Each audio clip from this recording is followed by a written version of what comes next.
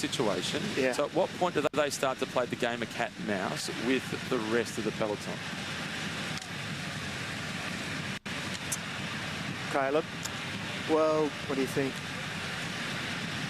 They look like they're going quite hard now. I would say they should pretty soon start backing back into the peloton, going a lot easier.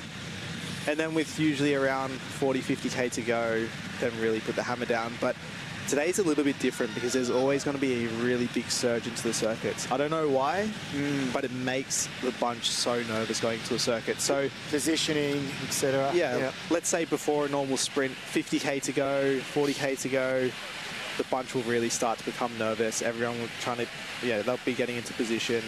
But as soon as you put a circuit into the race, it's probably 30, 40k before the circuit that everyone starts getting really nervous and wants to race into the circuit. You're looking forward to it? Yeah, I'm looking forward to watching it.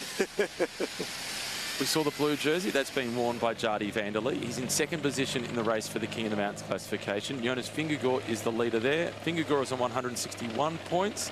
Vanderlei is on 77 points. Stage 19 has the most points in a single stage that you can collect. If you win all of the climbs on stage 19, you get 164 points. So that classification is still wide open. It's still possible to be won by somebody who hasn't got a single point yet. Yeah, I mean, the way it's going, and just looking at that classification, Ciccone is the one I think that potentially could challenge if he's motivated to do so. He sits with 75 points, so he's got some ground to make up, but as you say, he could do it. Vanderlei was good yesterday. Like, he did everything right. He took the first one, and then the next two, he just wasn't strong enough, quick enough. But he gave himself every chance to collect maximum points. So he could do it as well. He needs to be in the break up the road, and he just needs to have some guys around him that aren't that interested in the points. So, and certainly not Ciccone for company. Do you think we'll see Navarez going for a sprint today, or the sprint at the end? I think he's very crafty in the bunch. You mean the finish line? Yeah, he's crafty in the bunch. Yeah, he could easily get a top 10, I'd say. So he might do that, knowing that he's not quick enough to win. But okay, if I'm super smart and I don't want to take huge risks, I can still roll myself in and collect some points. Unless he's got his mind on the next few days where he actually has a proper chance of winning. Does he want to take the risk in a bunch sprint? Yeah, that's, I was going to say, because it's not going to hurt him too much, is it? As in the phically, no. Physically, no. Physically, no. It's more of the risk. Yeah. That he'd have to take to be there right in the mix with all the sprinters. Look at the average speed for the first 30 minutes, almost 50 k's an hour again. Surprise, surprise. It's just been the trend, hasn't it, for quite some time now. I think, and it was possibly before this, but I think we were covering a Vuelta, Matt, and I think we weren't covering from the very start of the stage on those years, and this was just pre-COVID, and I think we got down to our booth, and they'd already, done 50 kilometres an average speed for the first 3 hours, and we're like, we'll only be calling the last 60 kilometres. And I think Phil Gilbert won the stage on that occasion. It was just off the charts speed, and we got into the comms box, and sure enough, we pretty much commentated just over an hour, and that was when I think we just started seeing these average speeds consistently. Yeah, the race finished about 45 minutes ahead of schedule. Dylan Groenewegen from Unibet Rose Rockets, Caleb, he's capable of winning on his best day. He's definitely capable, and he's been really close, and his team's been batting above what they should be. Their first Grand Tour they've ever been in. They've been doing really, really well. I'd say probably the most organised team in the sprint so far. I was just going to say, even the just what we've seen here, the very little that you can pick from it, even at the start, it's just like they are all in. They're all in today, the whole team. You've just got that feeling. Group of four working well together. They're continuing to extend their advantage. They've got a little under 130 kilometres to go. They're not playing a game of cat and mouse. They're playing a game of catch me if you can. It is race on stage 15.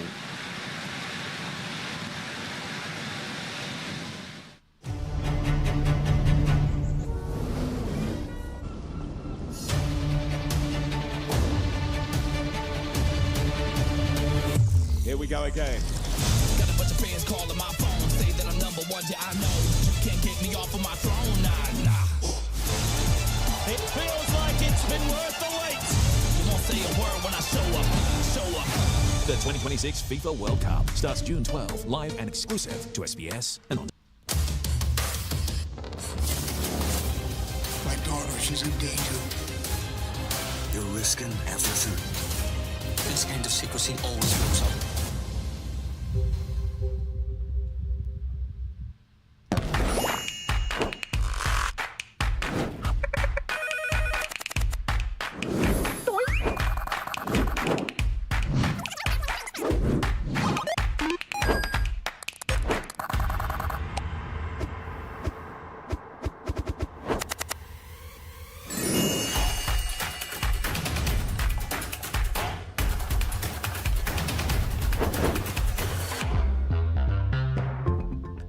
Every awkward moment you've ever had. Then your body's on fire. No warning. Just spontaneous combustion. Wondering if this is perimenopause? It usually starts in your 40s, but it can be earlier. For information and support, visit health.gov.au/perimenopause. Authorised by the Australian Government, Canberra. Do you think we went too far trying to compete with Hyundai's Prius? I can't believe it's back. They have deals on now, before EFS. The Tucson hybrids from only $44,990 drive away. And all we have are balloons. Find great deals on models like the Tucson Hybrid, i30 Sedan Hybrid, and Kona Electric at participating dealers. Hyundai Prius. Great deals without the gimmicks. Ron, book the Skyrider. Yo, R-I-C-E. Let's cook it. Rice, baby. All right, stop. Grab a plate and listen. Rice is back with a whole new dimension. Rice, baby. Get into Kia for incredible value. The Hybrid Sportage from just $44,490 drive away. And the mild Hybrid Stonic now from just $29,990 drive away. See a local Kia dealer now. Kia, movement that inspires. Trying to predict the future is a hazardous occupation. The only thing we can be sure of is that it will be absolutely fantastic. I'm thinking of the incredible breakthrough, the communications satellite. These things will make possible a world in which we can be in instant contact with each other wherever we may be. When that time comes, the whole world will have shrunk to a point.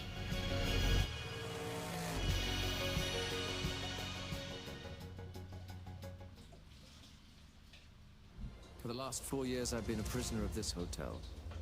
Ah, G-sharp, I believe. Why are they keeping you here? Why do they let you live? This hotel is a dangerous place, especially for you. You must never leave. If you do, I'll be waiting. They can take away everything, but they can't take away who you are. A Gentleman in Moscow. Stream now on SBS On Demand. Stage 15 of the Giro d'Italia. What did you do with your day, Macca? Look at that. Beautiful, out in the water, waving the flag, having a fish, nice long lunch. That just looks like a perfect scenario, doesn't it? They've got the tent set up. They look like they are planning on being parked up there all day. Wind speed, 8 kilometres per hour. There's scenarios, Carter, where there's some sprinters that like the idea of a windy day and battling in the crosswind, and there'll be others that like it as it is now, calm. And where do you sit? Yeah, I guess it depends what type of sprinter you are, and maybe if you're not confident that you're the quickest there, you want a little bit more carnage because, yeah, the more unpredictable it is, the more chance you have of winning. But if you're really confident that you are the fastest there, then you want as calm day as possible. So let's go through a few. Calm versus chaos. Dylan Groenewegen. Calm. Paul Magnier. I reckon he wants a little bit of chaos. Jonathan Milan. Calm. Tobias Lund Andersen. Chaos. Jensen Plowright. Chaos. A lot of chaos. I was going to say, I was going to ask Jensen Plowright. I like it. Lots of corners and rain. A lot, yeah. He wants the weather to be terrible. Lots of slippery roads in Milan. Yeah. That would be ideal for him. He's not going to get that today, though, Macca. What can he do? Gee, I mean, we were talking, weren't we, I think he can be... Look, he's one of those ones I think the circuits suit him better. I think straight run in all the other stronger teams, Jensen, he just wouldn't have the power. But it's like a circuit race. It's like an Australian circuit race at the end, you know. So I think that will suit him. And what can he do? He needs everything to go right. He can get a top 3 if everything goes right for Jensen today, but he needs the support of his team as well. Well, if he does get a top, say he gets 3rd, Caleb, how satisfied would Alpecin Premier Tech be with that, given how much they win? Yeah, I don't think it'll do much for them. Yeah. They're you know, like you said, they're a very successful team. They'll want to win, but that goes for most of the teams here. Yeah. The win is what they're looking for. 2 successful young Italians. This is Davide Piganzoli nearest the picture. On the far side is Lorenzo Melissi. The next generation of Italian cyclists coming through. They've got some big shoes to fill. We can see they're a long way off the past greats of Italian cycling with riders inside the top 10. But Piganzoli is achieving this top 10 for now. His first year in a World Tour team, not his first year in the Giro, but his first year World Tour, and at the service of the race leader. Yeah, I mean, he was very impressive yesterday. He's, you know, doing that on a day like they had, 4,500 metres of climbing almost, stage 14, 2 weeks in.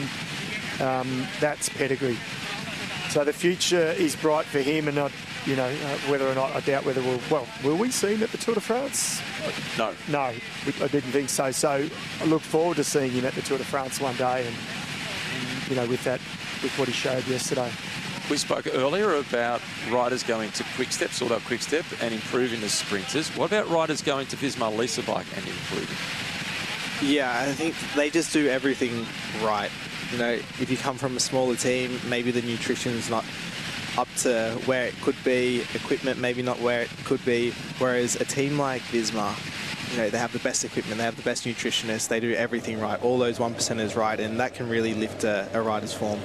The best example recently, well, Piganzoli is one of them this season, but Christophe Laporte, from never winning a race at Cofidis, but lots of top 5 finishes, to winning World Tour races, semi-classics, and a stage at the Tour de France. Yeah, then that was the example that I was going to give. You know, he was always a solid rider, always good, but never amazing.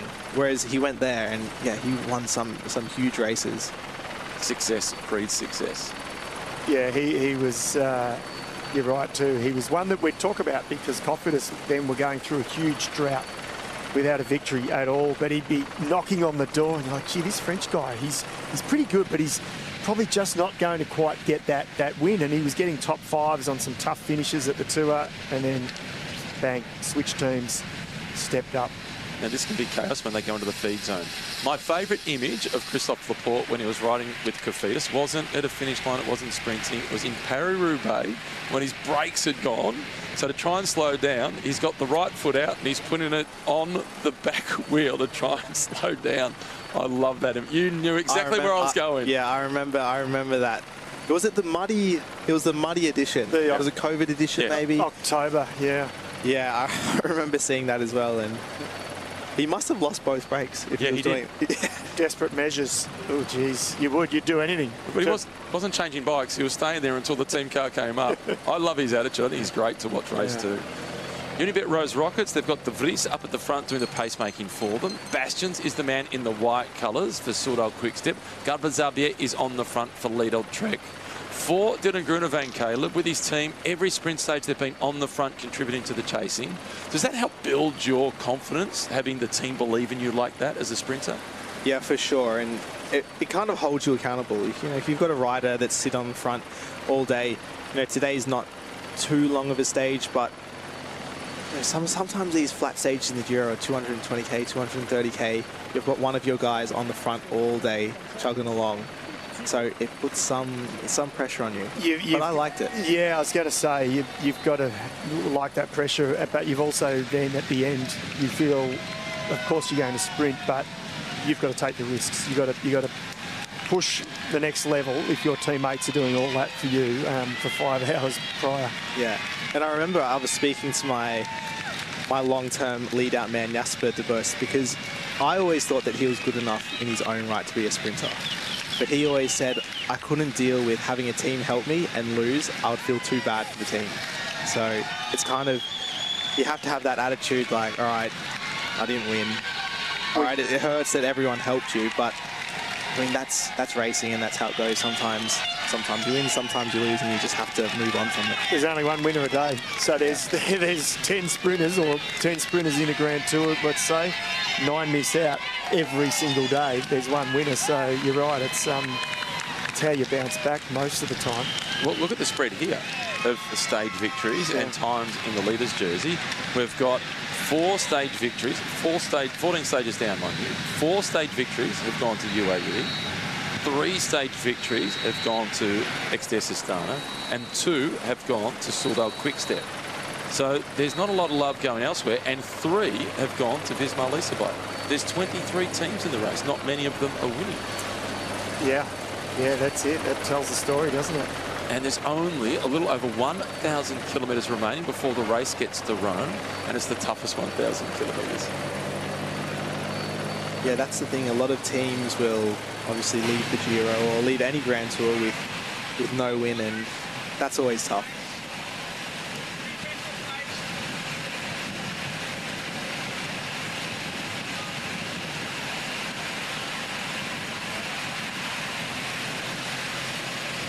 Saying, can you fit it one more? No problem. Did you hear the interview with him after yesterday's stage? No, I haven't yet, actually. What did he say? Hilarious. As you would expect from Victor Campenaerts. Yeah. And in his thick Flemish accent, he says, Jonas came to me after 30 minutes and said, I've got no chain on my bike. I've got no chain. And then he does his classic laugh. And then after Victor swung off doing his job, tank completely empty, Jonas said to him, nice job. He is funny. He's great to interview. He's really respectful too. I interviewed him for the first time that I interviewed him at the tour a few years ago when he was still with, was it with Lotto and Jared Drisnes on the squad. And yeah, so I hadn't met Victor, hadn't interviewed him, so he didn't know who I was, and I pretty much straight away said, I want to ask you about the Australian on the team, Jared Drisnes. And sometimes riders, you know, they get a bit prickly because they want you to ask them about them. And he was so respectful and so forthcoming, and he said such great things about Jared Drisnes. Like, he literally just gave me these great quotes. And he was more than happy to put the attention on Jared Drisnes, and for all the right reasons. From everything I hear and see, Jared Drisnes is a ripper guy and obviously a great bike rider. But yeah, I walked away from that interview with Victor Campenaerts going, this guy is a pro. He is an absolute pro, and as a journalist, you know, they make your job easy. Yeah, he is an absolute pro, and that goes for everything he does in cycling. Yeah, you know, there's not one detail that he has overlooked. And yeah, I remember being teammates with him. All the little details that you think, like, this guy's just crazy, but they all add up. And you know, he's had an amazing career now as well. And what about his interview post his stage win? I mean, I almost cried. I think half the journalists nearly did, because it was just, you know, talking about the sacrifice and all this sort of stuff. It was absolutely brilliant. Best interview of the tour by a long shot. Oh, it was, wasn't it? Yeah. And he's not normally an emotional guy. He's usually quite like jokey and not too serious. Yeah. He's a great guy to have at the dinner table, you know, on a Grand Tour when things are getting pretty hard. It's nice to have someone that's there telling funny stories or is upbeat. So I think he's a good teammate to have. Even if he's not telling a joke, just the way he expresses himself is hilarious. Yeah, that's true. Well, he is so expressive. He's really theatrical. He's like a walking podcast as well. Yeah. This is Martin Marcoluzzi, who is at the front. For Uno X Mobility, it is Frederico Drisnes has managed to get himself in the move. They had 2 riders in the break yesterday. They've had Leckman's son finish second twice on stages. And unfortunately for them, their sprinter is no longer here. Blickra, he was outside the time limit a few days ago. So they're looking for breakaways now, and that's their only way to pick up a stage win. Yeah, that's right. And they got their work cut out. But they did well. They made the break. So that's objective achieved. Alperson wanted to get someone there. They didn't. It's really impressive, isn't it? Their sprinter's not here. Okay, it's a sprint stage. Yeah. What can we do? Yeah. Well, better get in the breakaway because we can't sprint. And that shows as a team they've still got the morale, still got the motivation as well. And that comes from the top. Well, it comes from either your captain or one of your leaders or a Victor Campanarts type of rider, or it comes from the top, the director sportives going, okay, we pivot, we've lost our sprinter, but every day there's a chance to win. Says a lot about the positive team culture in OX. Yeah, for sure. And I was just thinking, you said that, I feel like in the Alpecin bus they would have said go in the breakaway, as the DSs would have said this, but I feel like the riders were kind of like, oh, I don't really want to be there, and they kind of like half tried to make it look like they were trying to go in the breakaway, then like, oh, sorry, we didn't make it.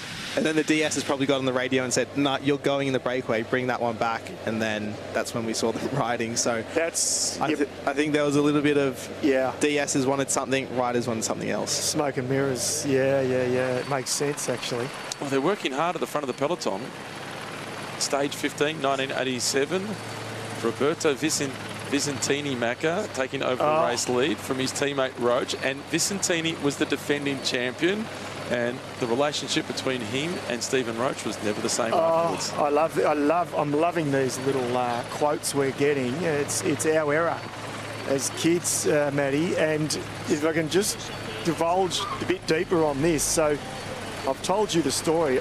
I've interviewed, and I spoke to Stephen Roach actually at the tour a few years ago. I interviewed him, and then we finished the interview, and I said, oh, look, Stephen, I just want to say you're one of my heroes.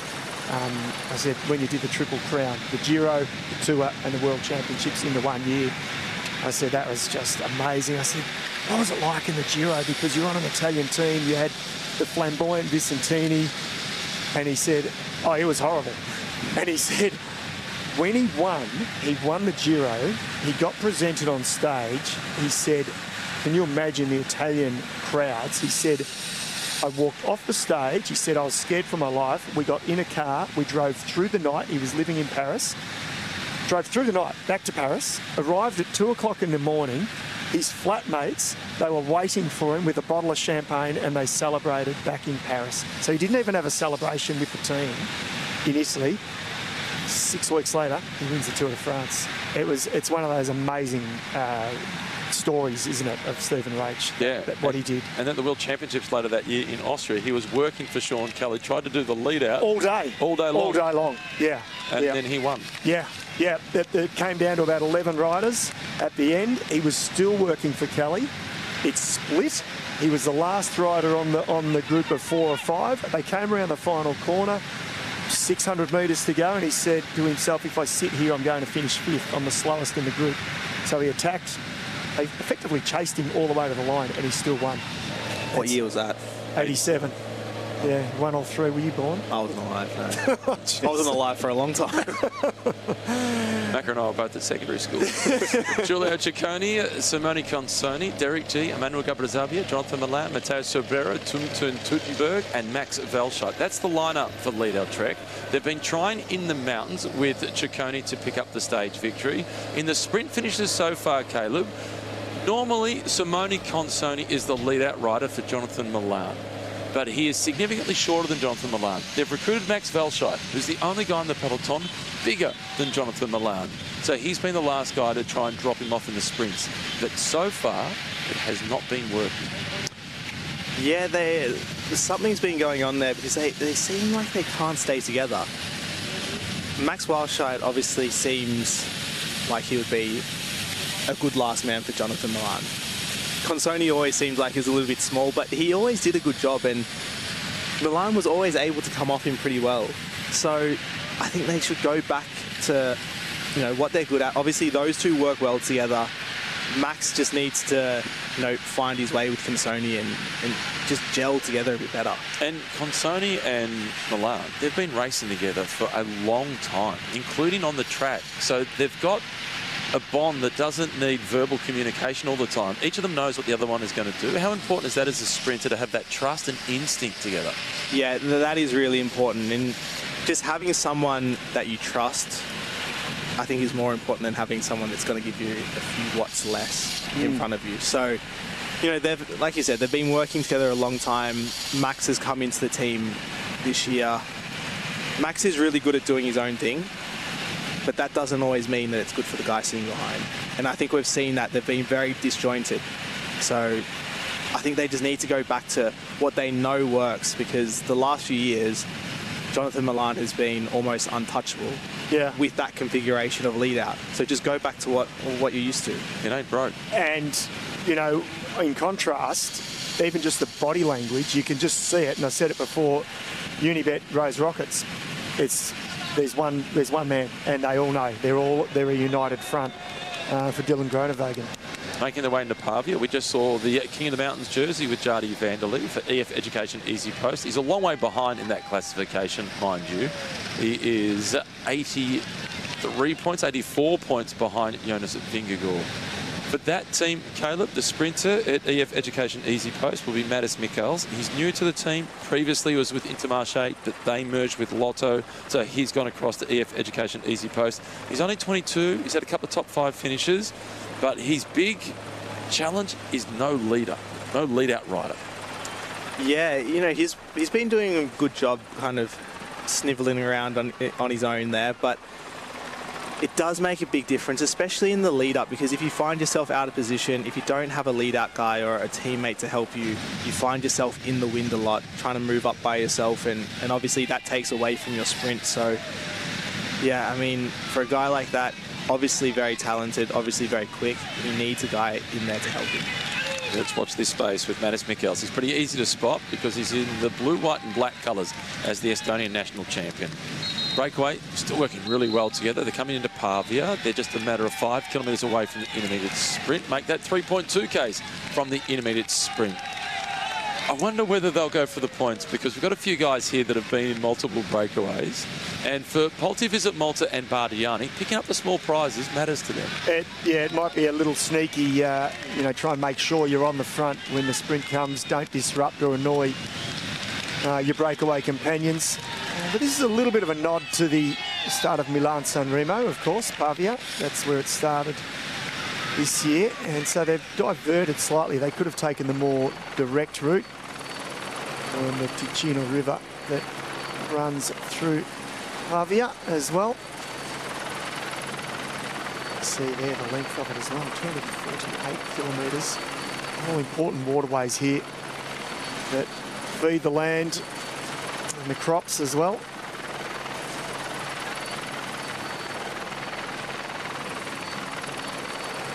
It's a warm early summer's day, 33 degrees at some points. This is warm for this, even for this time of year here. It does get warm, and it becomes really consistent through summer. Actually, I like the climate in the summer months, but when it drops off, it drops off quickly, because we saw 2 days ago the finish in Verbania around Lake Maggiore, and you see the mountains are right there. So it doesn't take long. By sort of mid-September, it drops off really quickly. So generally from about now until the end of August, you get these beautiful summer days, balmy nights, and then by mid-September, suddenly someone flicks the switch and you start to get the cooler weather. We go 31 degrees right now in Pavia. That is a very thin-looking suspension bridge. You can imagine running across that and it would be bouncing back at you. It would really throw your cadence, Caleb. Yeah, it would throw your cadence a little bit. Got any runs planned? Now? Yeah. Yeah, I'm going to run around Melbourne, so we'll see. Enjoy. Here's the breakaway group once again. They're 1.3 kilometres away from the intermediate sprint, still averaging almost 50 Ks per hour. Of the riders in this group, the rider at the back, Matej Bas, he's been in lots of breakaways. He's currently 17th in the points classification. He's on 36 points. If he wins this intermediate sprint, that is going to move him up to 10th position in the points classification. I think number 161 is going to go for it. He's going to try and organise it, I reckon, Macca, to roll through at the front without disrupting. But if he has to disrupt, he will. Oh, absolutely. I think if someone challenges him, that just gives him a green light to go for it. I haven't backed it off at all, Caleb, and it was probably 20 minutes ago you said now's about the time. And because of that, the peloton are sort of trucking along, and it's exactly what you said. They're not letting them get out to, well, more than 2.5 at the moment. Yeah, I'm surprised that they haven't kind of backed off a little bit and tried to back into the bunch a little bit more, but you know, they're all going quite fast now, so I don't think they're gonna use that tactic today. Back in the peloton, there is just 1 point left up for grabs for 5th place, so we won't see any contest in the peloton for the points classification. Mikkel Maestri, he is doing the long lead out here. He's been on the front for the final kilometre. And Martin Marcoluzzi from Bardiani, he wants a piece of it. His head's on a swivel. Matej Bas, he foes him into going first. Marcoluzzi opens up, swinging across the road. Matej Bas is challenging, hunting for 12 points. It is going to be tight. Martin Marcoluzzi gets there first. Yeah, well done. Well, there was no gentleman's agreement, that's for sure. And that's okay. It's a bike race. There's a sprint to be won. So, and the other thing to consider, actually, just going back to the time gap and the 4 leaders not sort of backing back into the peloton. We're actually only 40 kilometres before we enter the circuits in Milan. So less than an hour, effectively. 45 minutes, they'll hit the circuits. So you talk about that anxiousness of the peloton, Caleb. That's going to just keep surging, won't it? Yeah, the closer they get. Yeah, for sure. I think in the next 20 or so K, we'll see a little bit more of a nervous bunch, but everything seems to be pretty under control for now. Oh, Narvaez wants the 1 point. Every point will matter for Jonathan Narvaez, so he has moved forward. This is a sprint for 5th place. It is Mikael Bial who is on the front. Magado should be the rider in 2nd position. He's the best option as a lead-out for Narvaez. Also stalking them, it is the white colours of Soudal Quick-Step. That was a bit of a... Yep, he's just hit him as well. I think he might have hit his own teammate, in fact. Well, here's a look at the standings. It's Narvaez 1 point clear of Paul Magnier, followed then by Jonathan Milan. And Narvaez, he's won 3 stages, but each of those stage victories have been the stages where there is just 25 points for the stage victory. Mikael Bial now with the big lead out. This is a sprint for 1 single point. Is that Jasper Stuyven who is waiting there, or Magnier? It is the Frenchman. Paul Magnier is there himself for the 1 point. So he's staying in the slipstream of Narvaez, who's giving his teammate a little bit of distance. So he gets a run at Mogado. Still waiting. He's got experience. He's got plenty of power. Magnier is also waiting. They don't want to spend too much here for just 1 single point. Magnier over the top. So they are locked together on exactly the same score in the race for the Ciclamino jersey. And I didn't expect that from Magnier. In the pre-race interview, he really was sort of emphasising it's all about the finish. But I think the fact that he saw Narvaez getting lined up for it and the team rallying around him, he thought, well, I better put myself in position just in case. And if I can get it easily enough, I will. It's 50 points to win the stage. That was a sprint for 1 point. Is it worth it? No. Because this would have obviously cost him some energy. And we've seen how tight these sprints are. So if he loses 1 place in the finish, it's going to cost him much more than 1 point that he's gained right here. Yeah, and you're right. It's maybe not so much the sprint, but the fact that he's had to follow the wheel for 2 kilometres at high speed leading into it, whereas the other sprinters have backed it off in the bunch. And Caleb, the first 15 riders get points at the stage finish, and as you mentioned, 1 place difference there. You win the stage, it's 50 points. You finish 2nd, it's 35 points. You finish 3rd, it's 25 points. He spent some bickies then. Yeah, he spent a lot of bickies then, and it's kind of the back end of a Grand Tour where you really need to save all the energy you can. So that would have taken a lot out of him. Even the lead in, they were going quite hard. I would say maybe it would have been worth it if he was sprinting against, let's say, the next best sprinter as well. So it was kind of 2 guys going for it. Yeah. On the same level of sprinter, but you know, Narvaez probably not, you know, maybe he will score a few points in the finish today, but he's not going to go for big ones, whereas Magnier is obviously going for 50 points in the end. They're beautiful, these old bridges. You see them in many of the classic Italian towns, like in Florence, for example. Yeah, I was about to say, that's the first one that comes to my mind. Yeah, they are very historical, and It's great that they restore them and protect them, and they're no doubt heritage listed. Yeah, this one is in really good condition. It's been well kept, well preserved. You think of how old they are. That is an elaborate bridge for a few hundred years old. That's crazy, yeah. This is De Vries on the front for Unibet Rose Rockets. Have you been impressed by the team, Caleb, for a team that started as a YouTube team from a guy that was a really good under-23 rider? Yeah, absolutely. You know, they've gone from strength to strength, and obviously this year they've really stepped up. You know, they've signed Dylan, they've signed Wout Poels, and not only that, they've actually come to a race like this, which would usually be way out of their depth, and they've really taken it to all the other teams. They're probably the strongest lead-out team I've seen here at this Giro, so they've been super impressive so far. They sure have. Magnier and Narvaez, they shake hands, they're locked together. 31 points apiece. The peloton is charging through Pavia. A little over 100 kilometres still to race. Soccer is the universal language of the whole world. You know the biggest problem? The American sports fan could care less about it. The sport is too foreign. You know, it's for sissies, it's for commies. The fastest way to win over an American sports fan is to show that you could actually compete with the rest of the world. You have to have a professional league to be successful as a footballing nation.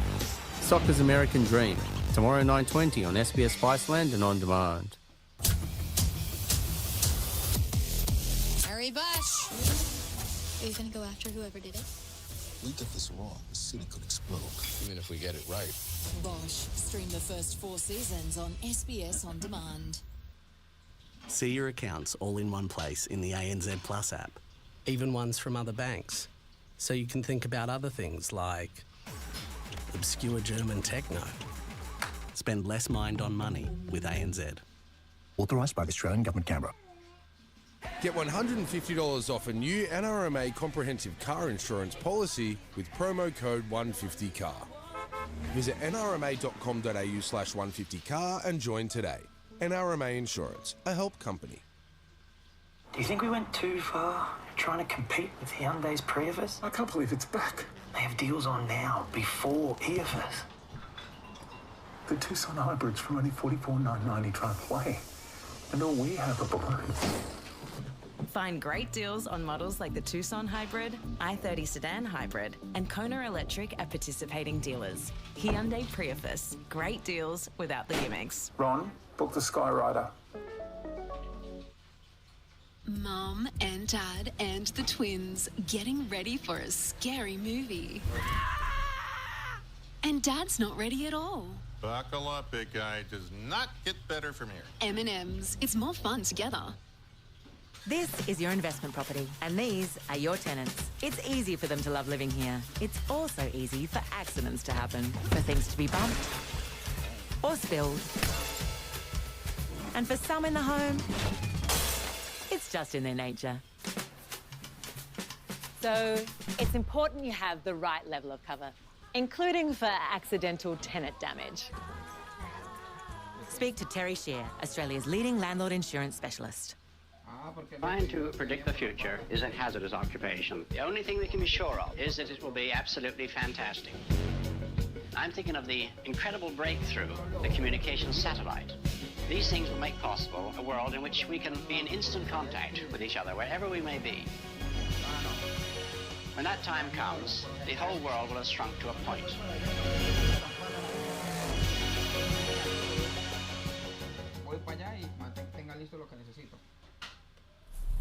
A dancer, an actor, a storyteller. David Gopalo carried the stories of this land to the world, changing Australian cinema forever. He was magic. As part of Reconciliation Week, SBS and NITV celebrates a life, a legacy, and a voice that continues to inspire. It is my story. Focus on David Gopalo. Stream free on SBS On Demand.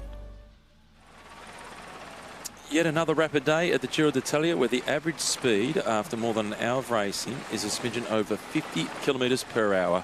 Vallon, they keep feeding through the data. Emmanuel Gabriel, since he's arrived at the front of the peloton, he's been punching out an average of almost 300 watts, slightly more on the breakaway because they worked hard to get themselves established. There's Gabriel from Liedel Trek, working today for Jonathan Milan. The Kiwi, Josh Kench, he's just had a bike change at Macca. What's happening with Josh Kench? Well, we don't know, do we? Something's gone wrong with the bike, but look, he's had a great Giro. He was in the move into Verbania. He had his teammates there. They tried to offload everyone, but look, for Kiwi cycling, exciting. He's made a big step up, hasn't he, from racing in China for the last couple of years. They looked at his results and they thought, well, we don't know the quality of those races. So they did some testing with him and they liked the power that he was able to produce. Yeah, and I think they've got to be pleased with what they're seeing here from him. And, he made that break. He made back some time on GC. He'll no doubt lose more in the mountains, but there's some good signs there, I think, Caleb. And he might not end up being a superstar. Well, he might be a superstar one day, who knows? But he seems to me like what he's showing now, he's going to be a solid rider somewhere, whether he's a solid domestique or someone who might pick off a few wins. Before you get to that, Caleb, look at the sprint. Paul Magnier, he averaged 1,200, max of 1,600. Meanwhile, number 22 out in the breakaway got to max of 1,200. He's a lot smaller, Martin Marcoluzzi, but that shows you the difference between a sprinter and a non-sprinter. Yeah, for sure. And that just actually shows how deep Paul Magnier had to go in that sprint. 1,600 watts is a lot. So in the sprints where he won, he was at around the 1,600 to the 1,700 watt mark because he was 400 less watts max power output than Jonathan Milan. He beat him because of positioning, aerodynamics, weight difference, etc. But that was almost on par with the maximum power output of the stage wins. Yeah, so that just shows kind of he's had to sprint almost as hard as he would to go for a stage win. So, I don't know. I just think for 1 point, it just wasn't worth it. And who's made the call? The riders or the team? Well, hang on. There is a car coming back down the opposite direction, an ambulance going the opposite direction. So you do not see that very often at all in professional cycling. Let's hope that everybody is okay. But this is where it's good to have race radio. So all the riders would have known that there was an ambulance coming, back down the same way as them. If they didn't have radios, there would be no way to communicate that to the riders. Yeah, that's true. Here is Wout Poels. He's been in the breakaway in the mountains, including yesterday. And with the mountain stages to come, Wout Poels will be in the breakaways again. And he's had 2 top 10 finishes on stages. It doesn't sound like a lot for a guy who's won a stage at the Volta, stage at the Tour, and he's won the Liège-Bastogne-Liège. But for this team, top 10 finishes are important. They're more than justifying their wildcard invitation, and they're picking up important UCI World Ranking points. Yeah, you can see that even yesterday he was really sprinting for the line to get as many UCI points as possible. You might not like the system, but you've got to work within the system. Are we in the first year of the 3-year cycle now? Yes, except for Picnic Post-Tanel, because of something to do with their financials. They've got a 1-year deal in the World Tour, and there's 18 teams in the World Tour. They're currently ranked 30th. Which team? Right. Picnic Post-Tanel. Post. They're ranked 30th now. Yeah. Oh, wow. If you're outside the top 30, you're not eligible for a wildcard invitation, even as a second division. So at the end of the year, they're in trouble. They can come They can come to Australia and ride the Pro Velo Super League. Yeah, well, that'd be good. That'd be great. And they might not win, do they? No. We've got some young talent. They might not get an invite. 30th. We haven't decided if we want to invite them yet either. Yeah, that's right. Some beautiful buildings as the race heads towards Milan, having just made its way through Pavia. Yeah, I think they've now crossed into Lombardia, or Lombardy, we say in English. And of course, Giro della Lombardia at the end of the year is the 5th and final monument. And for the first time, it will be live right here on SBS. Oh, I did not know that. That is good. That is now. great. I do now. That is excellent. Does that mean we've got all 5 monuments? Yes, for the first time. For the first time. Of course, RCS, Milan-San Remo. Yes, that's great news. I've never commentated on it. I'm very much looking forward to it. Yeah, it's like the forgotten of the 5th monuments to a degree, I think. Anyway, for me it is. Yeah, the 4 others, and for those at home watching, and if you're new to cycling, the 5 monuments are 5 of the biggest one-day races. Tour of Flanders, Paris-Roubaix, Liège-Bastogne-Liège. What's the 4th one? Paris-Roubaix, did you mention? I'd mentioned Paris-Roubaix. Milan-San Remo is the first one. Milan-San Remo. San Remo, Flanders, Roubaix, Liège, Lombardia. Ben O'Connor. Shake of the head. Not happy. Don't know what happened, but he's not happy. Is that the commissaire or the medical car? Commissaire. That was the commissaire's car. The medical car is a white one. So he was speaking to the commissaire in the back of the car, and then he left shaking his head. So, wonder if that had anything to do with the vehicles that were coming back down the road before in the opposite direction to the peloton. But it was an ambulance. It's got to take priority. Yeah, they do. They do take priority. And fair enough, but it was almost, look, and it was obviously an emergency going the other way, so they had limited time to probably alert the teams and the riders.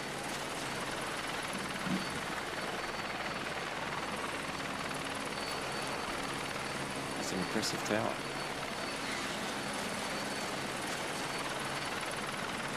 It just seems to be standing on its own out in the field. It's been standing here for a few hundred years. It is, isn't it? Yeah. Yeah. Weekend getaway. Yes. It's in good shape too. Be a nice holiday home. Back on board with the breakaway. Gravnes is the rider at the front from Uno X Mobility. Next in line is Matteo Baez from Visit Malta. Then it is his teammate Mirko Maestri, riding the Giro for the 9th time this year. And at the back of the group from Bardian, it is Martin Marcoluzzi, who won the intermediate sprint ahead of Matteo Baez.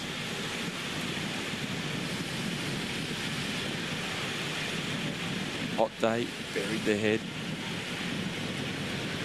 Almost 60 kilometres covered. There it is about to tick over. The maximum advantage they got was at the 30-kilometre mark, almost out to 3 minutes. The teams of the sprinters, they were always going to keep this group on a tight leash today. Yeah, for sure. And I mean, again, the fact that, you know, we've got these 4 circuits around Milan, so they're hitting the city limits early. And the peloton they are very wary of just allowing these 4 to if they just give them a little bit too much by the time they hit the circuits. You know, these dead straight open roads, it's a lot easier for a peloton to put the power down on the circuits. You know, if these guys have got anything left, they won't be that much slower.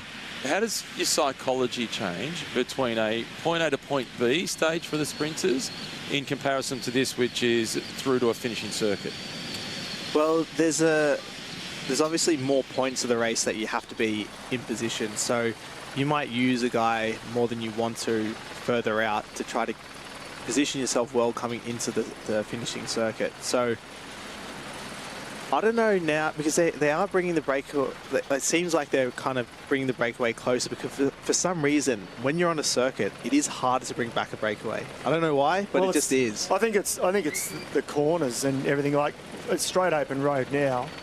You've got 100 and whatever riders. You know, they just get almost pushed along this road. But you're right, on the circuits, corners, cobbles, you know, obstacles, median strips, road furniture.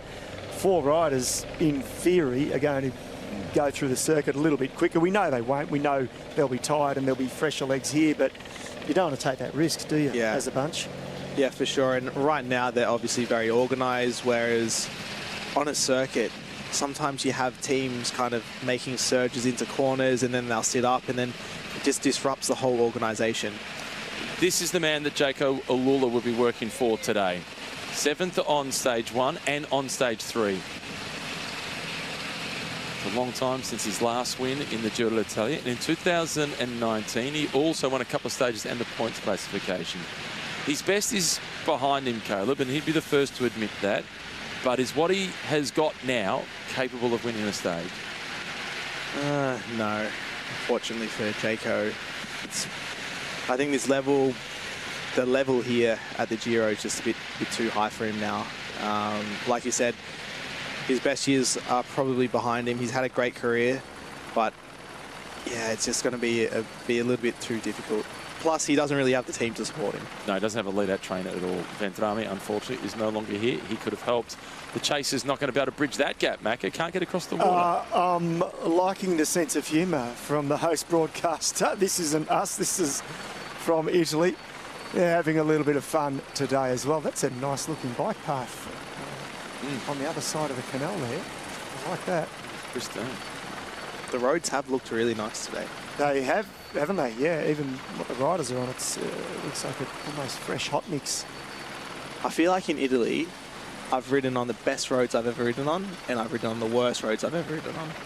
And it could all be in the same stage. Yeah, and they find both, don't they? Yeah, absolutely. And, yep, especially some of those sort of back block stages where they take you to these beautiful spots, but to get there, some of the roads are in pretty disrepair.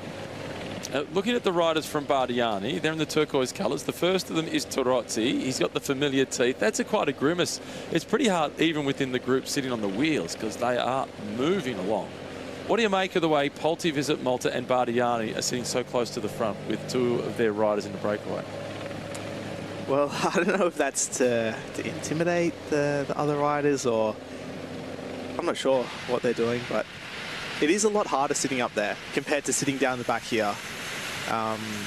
When you're second team, no one really wants to sit second team or even third team on a day like this, where you know kind of nothing's really going to happen. It's probably better just to go back into the bunch a little bit and just save as much as possible.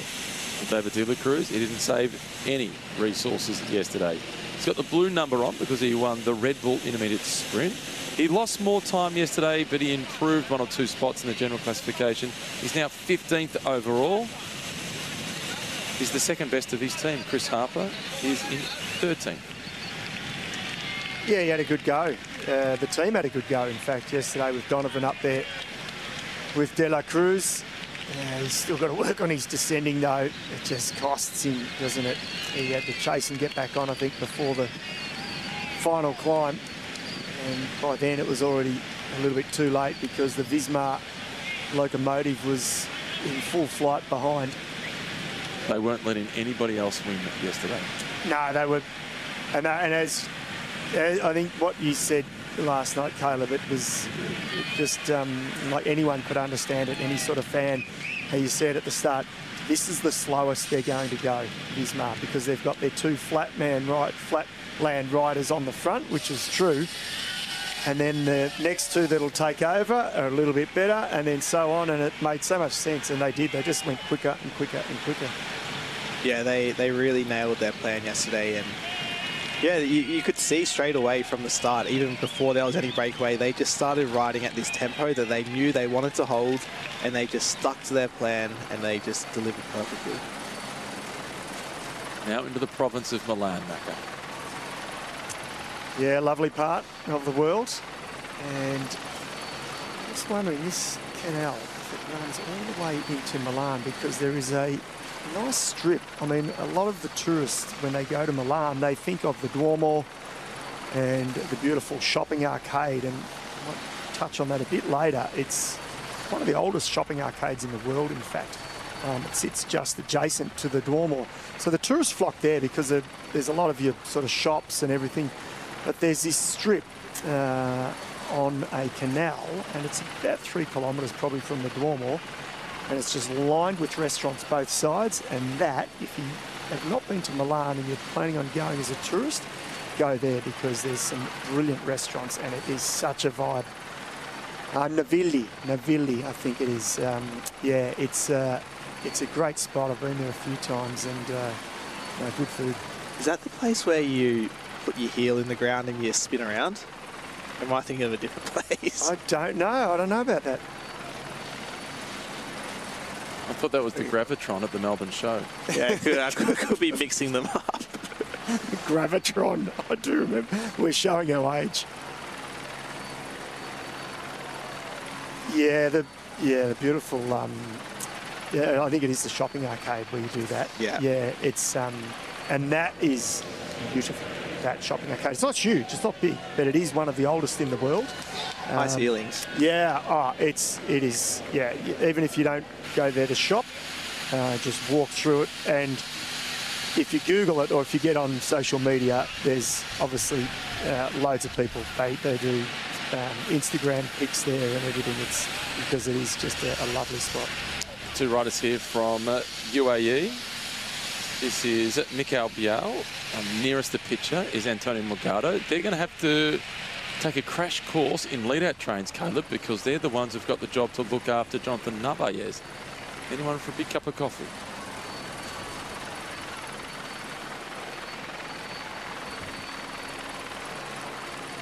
It's amazing how different the quality of the coffee is from Italy to France, just going across the border. It's a really short trip.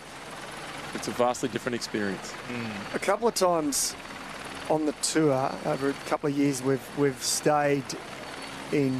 We've been in France, and then but we've been right near the border. And I've actually got up out of bed and driven across the 2 kilometres or walked to get my coffee in the morning. And one of my cameramen at the time, he was like, "Really? Is it that much better?" And I'm like, "Trust me, mate. Just follow me, and we'll go whatever you want. Cappuccino, espresso. Trust me." You see the name that popped up there? One of the designers was Valerio Cometti. I wonder if it was centimetre perfect.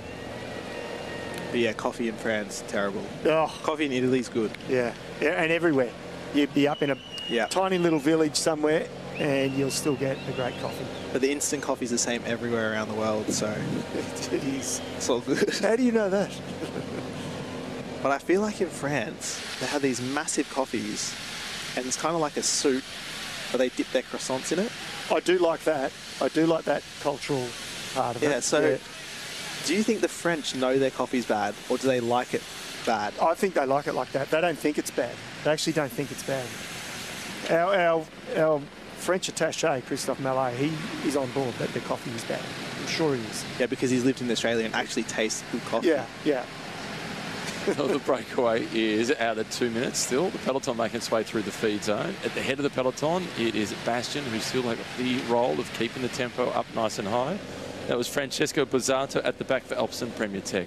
They did try to get into the breakaway today, so now their big hopes rest on the shoulders of the Aussie, Jensen Plowright. De Vries at the front for Unibet Rose Rockets. He is doing the pacemaking for them. Let's look back at what has happened on the stage so far. Rolled out at 1:46. The flag then dropped, and it took 3 kilometres for the breakaway to form out in front.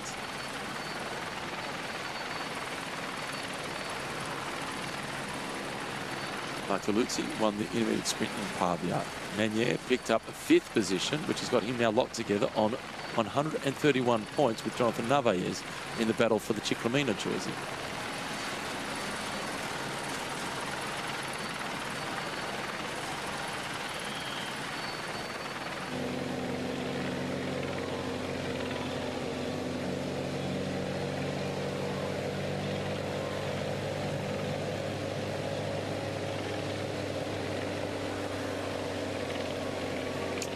A day for the sprinters. Welcome to the broadcast for stage 15, everybody in Western Australia. And this is a day that Caleb Ewan, who is with us, a 5-time stage winner at the Giro d'Italia, has been very much looking forward to.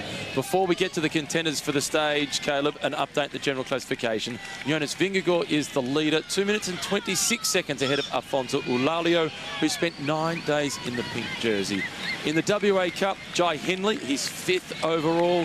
He is less than a minute away from a spot on the podium. He is at 53 seconds off a spot inside the top 3.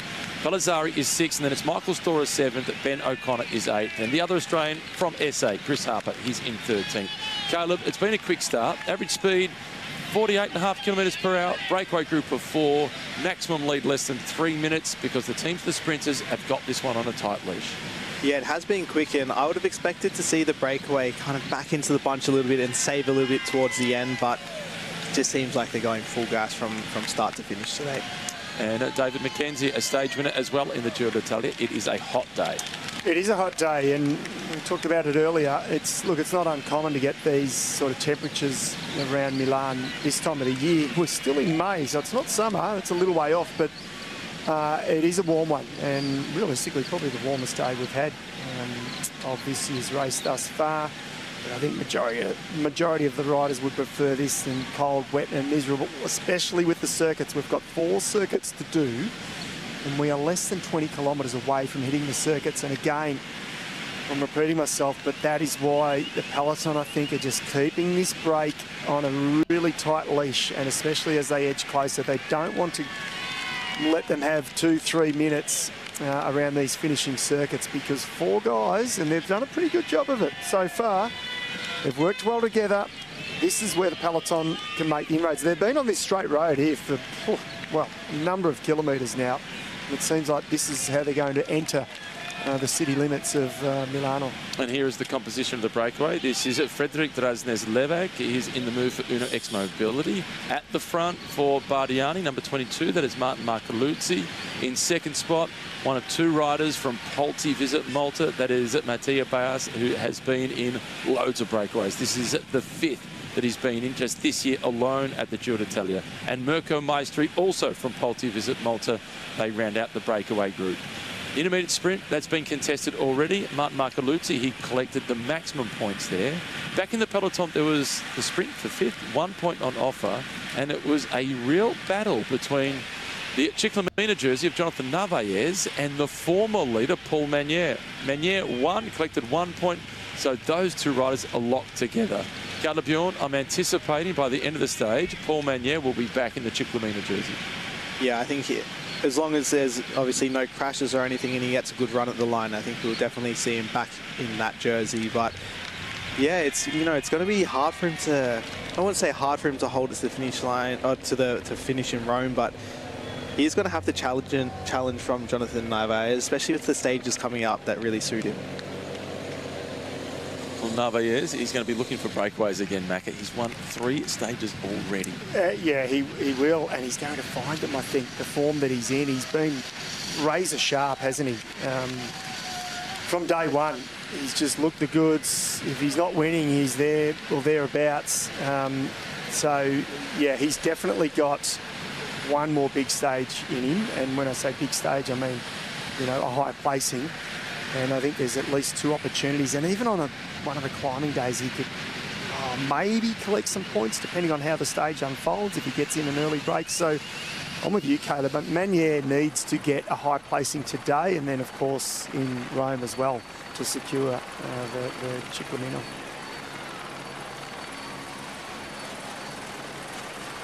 Well, it was way back in 1936 where we had the first stage of the Giro d'Italia averaging more than 40 kilometres per hour. You saw the graphic pop up a moment ago. They've been out there for an hour and a half and the average speed is 49.8. It's going to get quicker. 80 kilometres to go. 2 minutes is still the advantage for the break of 4.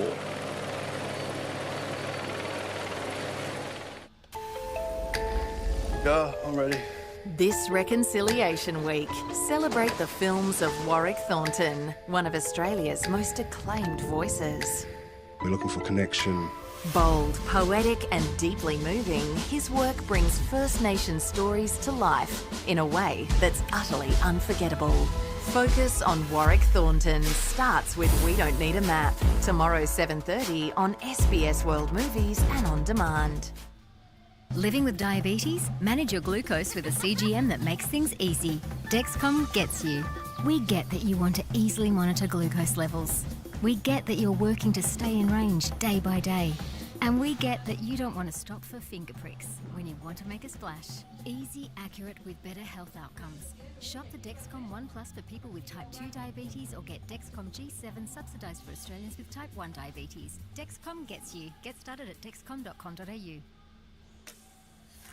Crisp. Light. And refresh. Oh!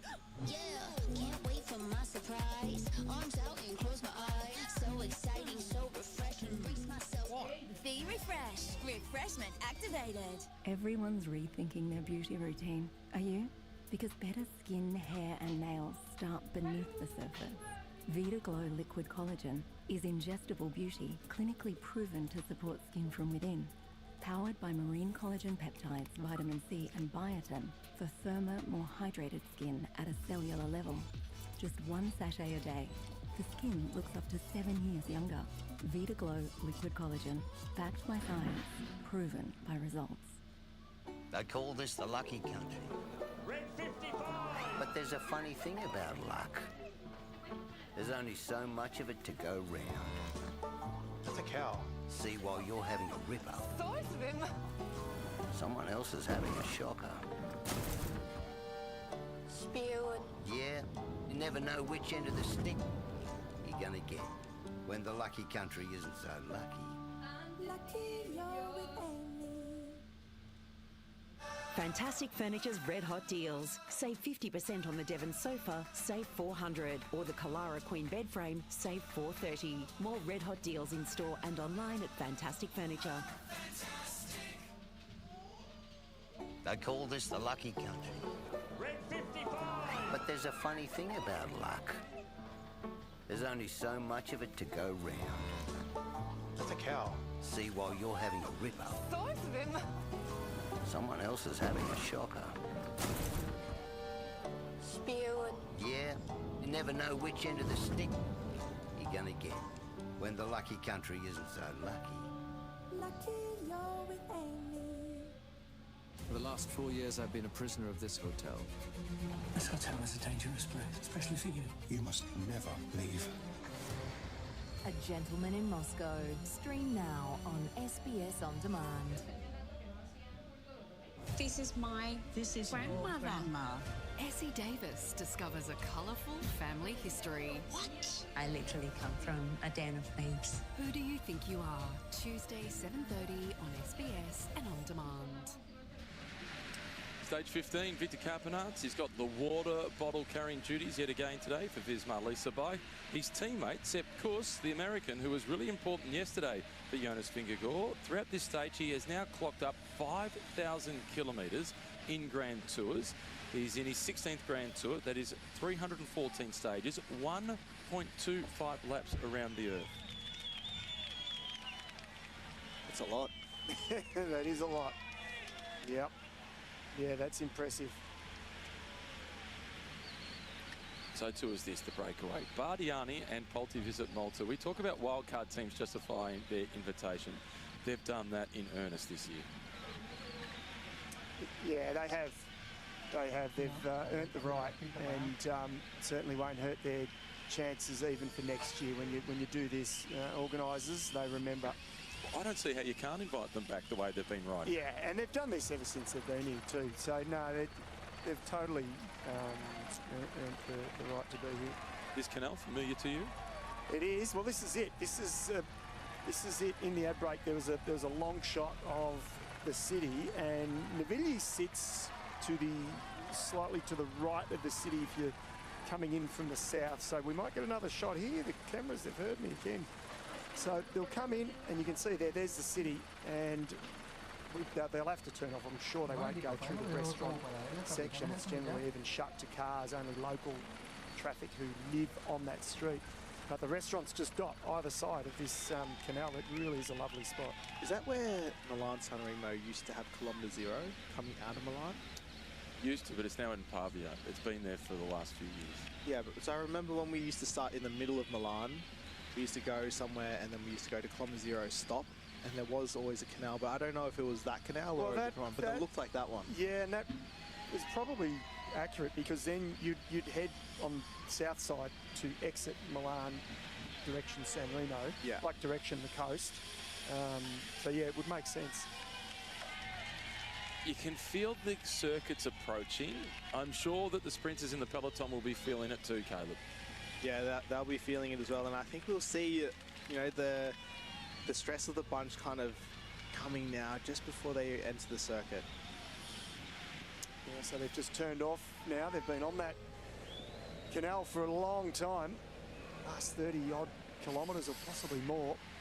And so now they'll weave their way into the city and into the circuits. You can see now the bunch is really bunched up. Before we just saw one big long line, and now they're all bunching up coming into this technical part.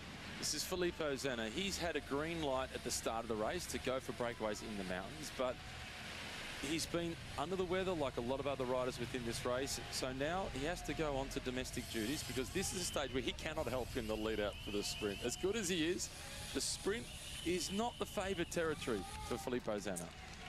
No, so he'll pick his way through this peloton, and he's got a bit of weight there. He's got a feed bag and biddens in the pockets as well. So he'll want to offload them as quickly as possible. Norwegian champion Leknenson at the back having a chat with Mark Donovan. Those two were in the break yesterday. Behind them in the black colours is Michael Storer. He is the most non-fuss, low-maintenance team leader in professional cycling. Yeah, that is a good point. And I think you're spot on, Matt. He's so unassuming, isn't he? He packs a punch, and his results sheet already is impressive. And yeah, and I still believe the best is ahead of Michael Storer. I think at Grand Tour level even, I think he's I won't say slow burn because he's already had some great results, but he's going to achieve more. And if he doesn't, he's already achieved a lot. Yeah, Stage exactly. wins at the Vuelta King of the Mountains classification. They've entered the circuit now, Caleb, so take us into the mind of a sprinter when you were in this position in a race, coming onto a circuit where you haven't had a chance to do a recon. What's the process? Well, usually when I enter the circuit, I used to like riding pretty much at all points of the bunch to see where the easiest point was to sit. It's a little bit easier on, let's say, a crit circuit where it's short and you do a lot of laps. This is maybe a little bit different because it's a longer lap and you don't do as many. But I would definitely be up near the front with my team at this point. And in the teams, I imagine, if possible, months before, but if not, the day of, you have a scout going forward, potentially an ex-pro or someone on the team who understands to give some feedback. Yeah, for sure. You always have someone that goes up ahead, looks to the corners just to see if there's anything a little bit sketchy that you wouldn't really see on Velo Viewer before the race. But take us for a walk through Milan. You both love this city. Yeah, absolutely. And this is that was a beautiful shopping arcade that we were talking about earlier, the Galleria Vittorio Emanuele II. Here is Navigli. I was talking about at sea. I wasn't telling fibs. The beautiful restaurants that dot either side. There is a lot to see. It's not like Rome. It's completely different to Rome, but it's got its own charm. Milano. Which city do you prefer, Rome or Milan? Milan. Milan's actually I'd say one of my favorite cities in the world. So why? I don't know. It's actually somewhere where, because I lived in Monaco all my career, it was a 3-hour drive away. So my wife and I used to go on weekends away there. And I think so that spent a bit of time. Yeah, that was kind of like my memory of the place. So yeah, I used to love going there. And as well, when I was under 23s, we lived maybe 50k away, so we used to catch the train in and spend some time there as well. So I've got good memories from there.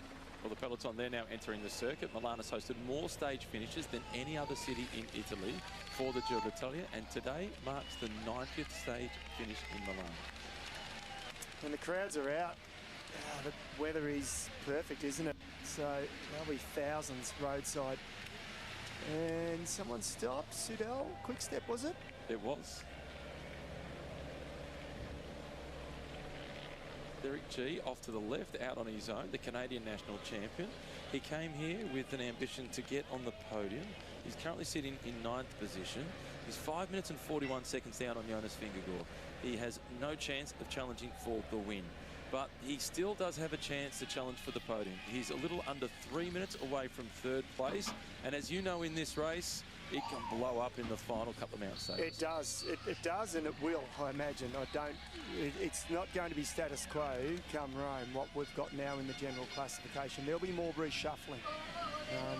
And we saw a few scalps yesterday. We saw the first few cracks appear. So for some riders, they'll be hoping they can turn it around, and for others, they'll be licking their lips saying, okay, I'm going to make some inroads.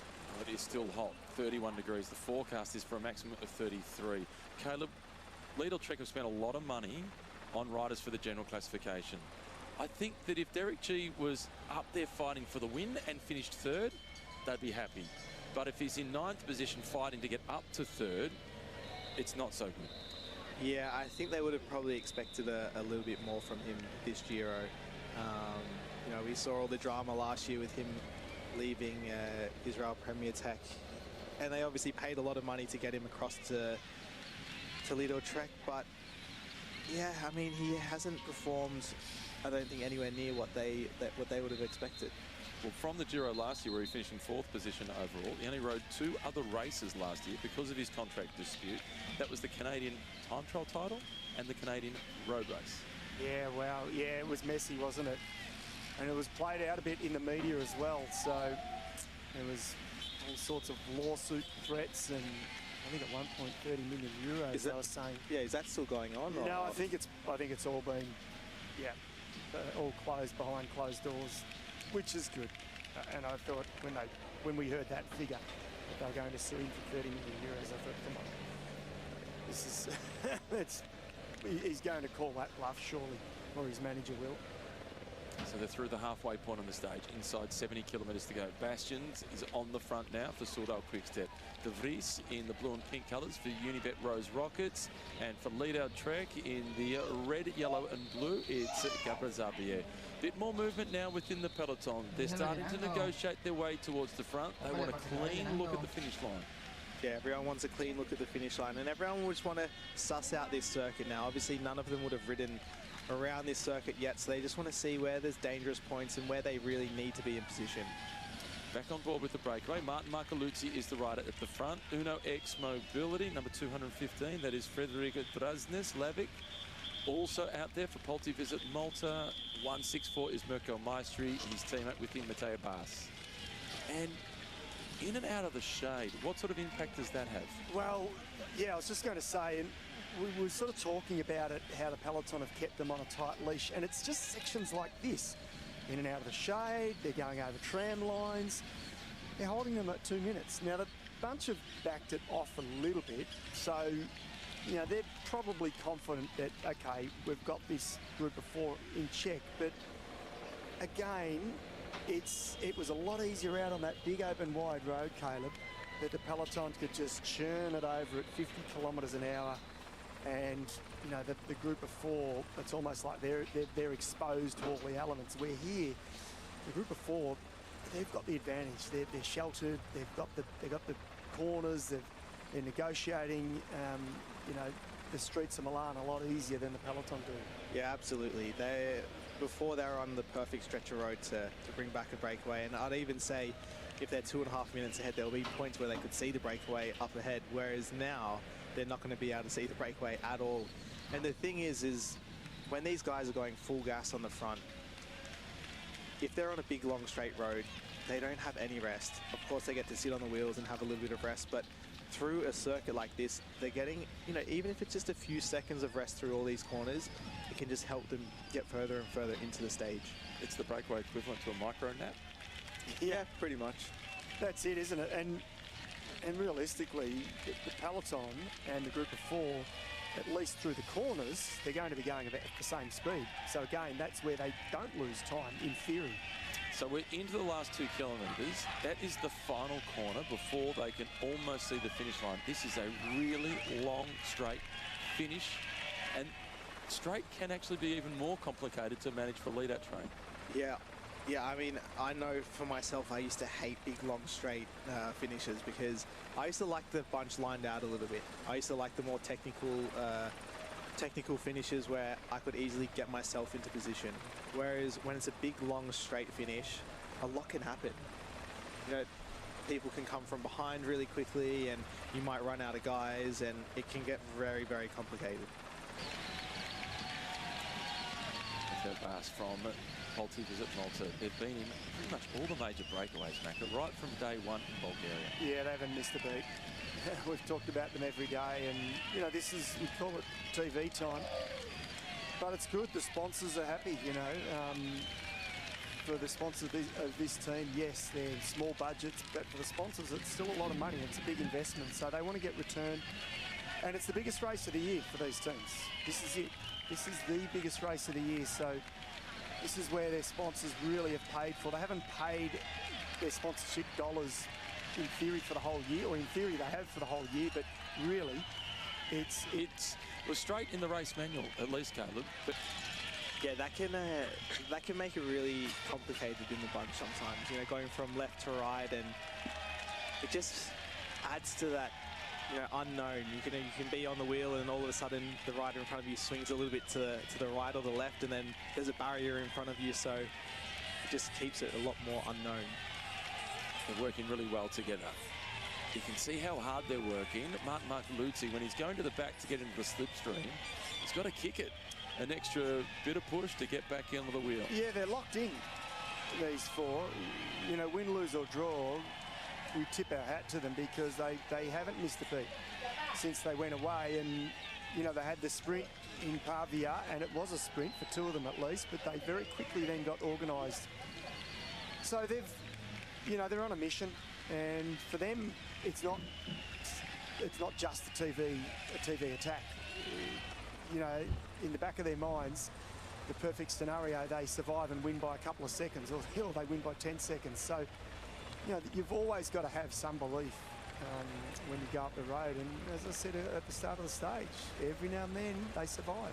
Here's some stats on the region of Lombardia. And Olaf Koy, let's talk about him for a moment. He has spent the first part of his career, with Visma Leasebike, but was never going to get an opportunity at the Tour de France with Jonas Vingegaard on that team. So he leaves the team. He goes across to Decathlon. And Decathlon now have a 19-year-old, Paul Sexas, riding the Tour de France this year as one of the favourites for the podium. Is Olaf Koy going to get an opportunity at the Tour de France there? If he gets healthy, of course, but assuming eventually he will. Yeah, you know, it's going to be difficult, I think, because, you know, if you've got a rider that can really challenge for the GC in the Tour de France, then generally you're all in for him. So, yeah, it'll be an interesting one to see how it plays out. He is obviously, at the moment, the marquee signing for the team. But, yeah, if Paul Sexas keeps going the way he is, and he's a real contender for the Tour de France, you have to go all in on him. He's developed quicker than they expected when they signed Olaf Koy. I'm sure they thought he'd be another few years away from the Tour de France, Paul Sexas. Yeah. Hence, they signed Olaf Koy, and they had ambitions to take him to the Tour de France and win stages.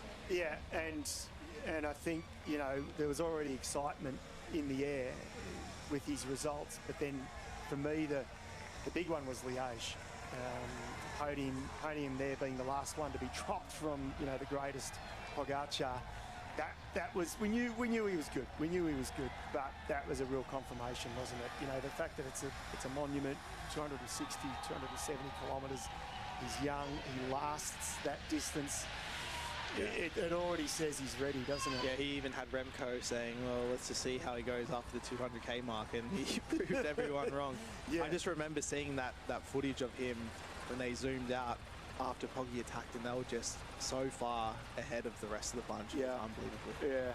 Yeah, it was. It was, and even the last climb, we all sort of thought, maybe Pog's not going to drop him.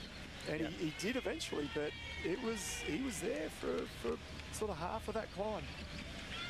90 kilometres now ticked off, but less than an hour and 50 of racing. They have 62 Ks to go. You've had a fair bit to do with Tadej Pogacar. Will he like the challenge coming from Paul Sexas, somebody else along with Jonas? I don't know. I feel like if I was in his shoes, I wouldn't want anyone to challenge me. I'd be pretty happy on top where I am. So obviously it's, for all the fans of cycling, where we're dreaming of a scenario where we've got three guys going for a Tour de France win and not someone just winning by 5 or 6 minutes every time. So it's looking good. So let's hope that this year we see a bit more of a challenge.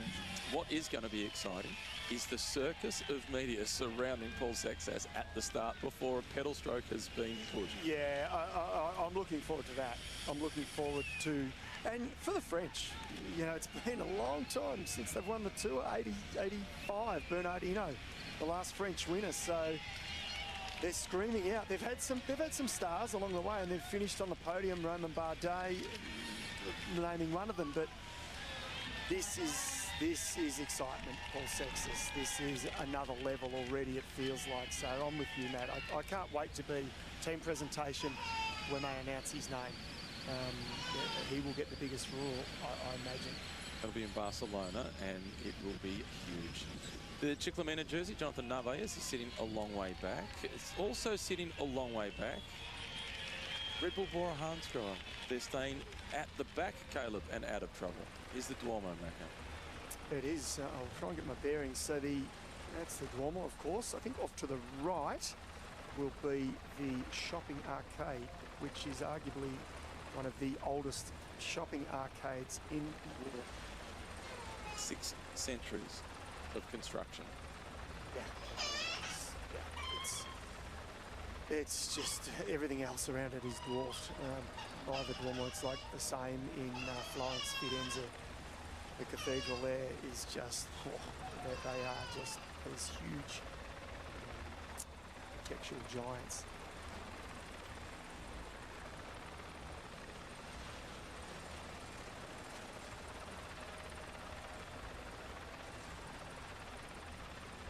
Stunning piece of architecture right in the heart of Milan, where the peloton is now charging around the circuit. They do full 4 laps before they dispute who wins the stage. Ever been on top? No. I did not know you could go to the very top like that. Yeah, that's impressive. There's a rooftop bar just across the top. Really expensive beers. There is not. Good view though. A rooftop bar? You're kidding? No, not on the Duomo. Oh, yes. Across. So you look at the Duomo. Worth a visit though. Yeah. Wow. Well, €17 to walk on the roof. There you go. That's pretty good. I think it's €17 for a beer across as well. Would, but yeah. I was talking earlier to our producers saying when I lived in the area, it's about 12 years ago now, it was cheap, but the Australian dollar was really strong, so everything seemed a lot cheaper, and I imagine, dare say, with everything that's been going on in the world, it'll be a lot dearer these days. This is Frederic Dravnes at the front for Uno X Mobility.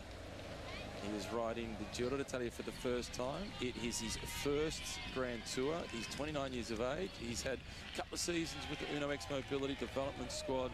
He's now up in the World Tour team, and he's making the most of his first Grand Tour. To be the end of the second week, to be getting into a breakaway, regardless of the terrain, that's a good sign. Yeah.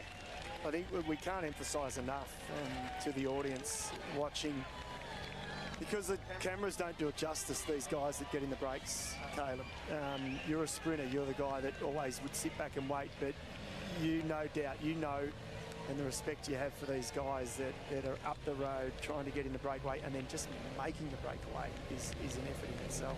Yeah, I mean, even sitting in the bunch while the breakaway is trying to establish itself is super hard. So sometimes I sit there in the back of the bunch or in the bunch and watch the guys attacking and can't believe how strong they are. So yeah, these guys that are in the breakaways, especially like you said in the end of the Grand Tour, are super strong. What are your thoughts on the performance here by Univet Rose Rockets? De Vries has been the one right on the front for them all day long, but they've now already, with still 60 k's to go, got most of their team up at the front. Yeah, they've obviously seen the circuit a little bit, and they've maybe made the decision as a team that it'll be safer and an easier ride towards the front. 1-4-3 at the back. Kun Bowman did a good job yesterday, Kun, in the breakaway. Yeah, that's right. He would have liked to have stayed there longer, but he made the break, speaking of getting in the breakaway, and that was a hard one to get into yesterday. Straight up the first climb, straight out of the blocks from kilometre 0. So, no, he showed some legs. And, yeah, I just can't help but think, look, all things considered equal, they'll catch these 4, but they have ridden the whole stage, this peloton. They haven't really backed it off at all, and they've still got a pretty handy lead. Shopping centre from the outside. It looks a whole lot better on the inside. Yeah. Don't be fooled from the outside view, and the entrance is just there, as you can see, just left at the Duomo. You wander in. Beautiful part of the world, and it is turning out to be a beautiful stage. Into Milan, they've got a little over 60 kilometres to go. The breakaway group before, they're still surviving, but for how much longer?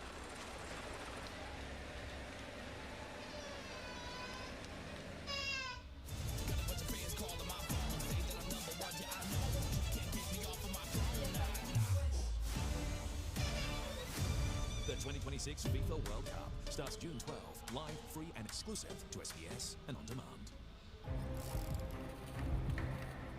This work can be too much for people.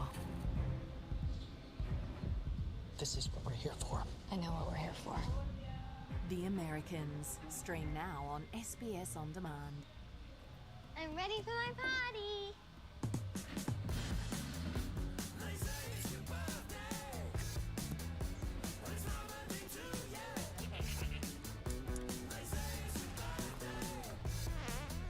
Hey, Toyota, open all windows.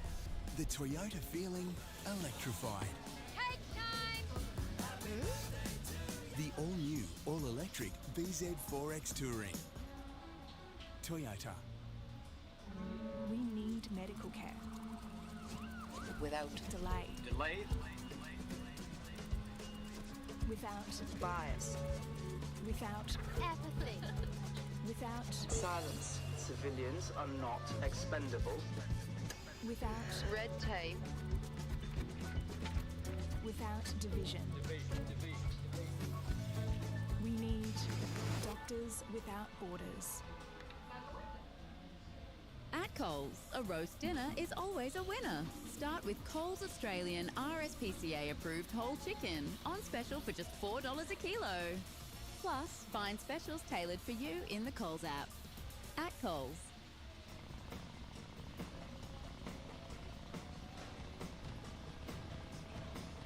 Health protection is not enough. Using old school online protection is also not enough. Get NordVPN with a built-in next-gen antivirus. Avoid online scams, malware, and phishing. Get NordVPN with a next-gen antivirus today. England have equalised! It's the super sub to the rescue! Keep your shirt on, lads. They're going to check this. Oh, it's a tight one, you know. And it's ruled out by a pimple? That's massive. That's definitely coming home. Ugh, anything can happen this World Cup, but you can always rely on the fast and easy Sportsbet app. The easiest way to bet on the Cup. You win some, you lose more. For free and confidential support, call the number on the screen or visit the website. Are your savings stuck in neutral? What if safe driving could speed them up? Eligible Amy customers can unlock cashback rewards, like $20 cashback when you spend $45 or more at select IGA stores. Lucky you're with Amy. T's and C's apply.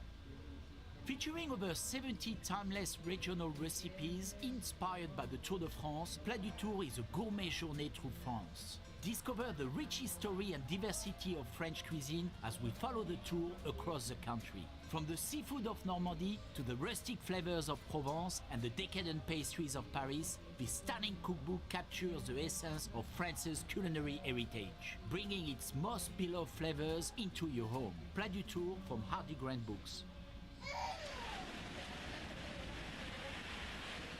At the back of the peloton, Enric Mas. Can you have such a thing as half a crash? Looks like he didn't quite go all the way down, but the crash graphic came up. Yeah, that's a lucky one there for Mas. And meanwhile, out in front, Caleb, Martin Marcoluzzi driving through again for Bardiani. I know they've got a long way to go, but they haven't lost any ground at all. No, they're doing pretty well. You can see how close, actually, all the vehicles in front of them are. So they're going to get a little bit of a benefit from the vehicles in front. It's been an ongoing, and even just in more recent, it's not the first time we've talked about this, but just in more recent years, and the faster you go, the vehicles have to be further away, because the quicker you go, you get the slipstream for longer. It's a bit of a problem, isn't it? Yeah, it is a bit of a problem, but I mean, to get these pictures, yeah, the bike has to be kind of close to the front of the bunch. Yeah. So it works both ways. I mean, the bunch is going to have a motorbike in front of them like this. The breakaway is going to have a motorbike in front of them also. But I think the issue is, at the moment, some riders are saying that they're using the motorbikes to influence the race, which, I mean, pretty hard to get that info to a camera motorbike to influence a race, in my opinion. Yeah. But it's been happening for a long time. There was... It's not new. No, it's not new, and you'll know the rider, I know the race, Gent Wevelgem. Nico Martin. Catching Juan Antonio Fletcher, 2003 or 4. Yeah, yep, well done. And it was in the last kilometre, less. And they were Belgian rider, Belgian bike race against the Spanish Classics rider, probably the only Spanish Classics rider at that time, and he was destined to win Ghent-Wevelgem, and he should have won it. Let's say it how it is. And Matan, wasn't his fault. He was still just riding, but the motorbike was about 20 metres in front of him, and it literally dragged him across to Fletcher. Well, given that we're in Milan, jump on YouTube and have a look at the final kilometres of Milan-San Remo 1986. The motorbikes are almost doing a turn of pace with Sean Kelly and Greg LeMond. Come through if you're good enough. Oh, hilarious. 2 minutes and 4 seconds. Uno X Mobility in the break yet again. Frederic Drasnes is the man who is driving the pace out in front. 29 years of age, it's late to make your Grand Tour debut, and it's also a credit to him for his perseverance.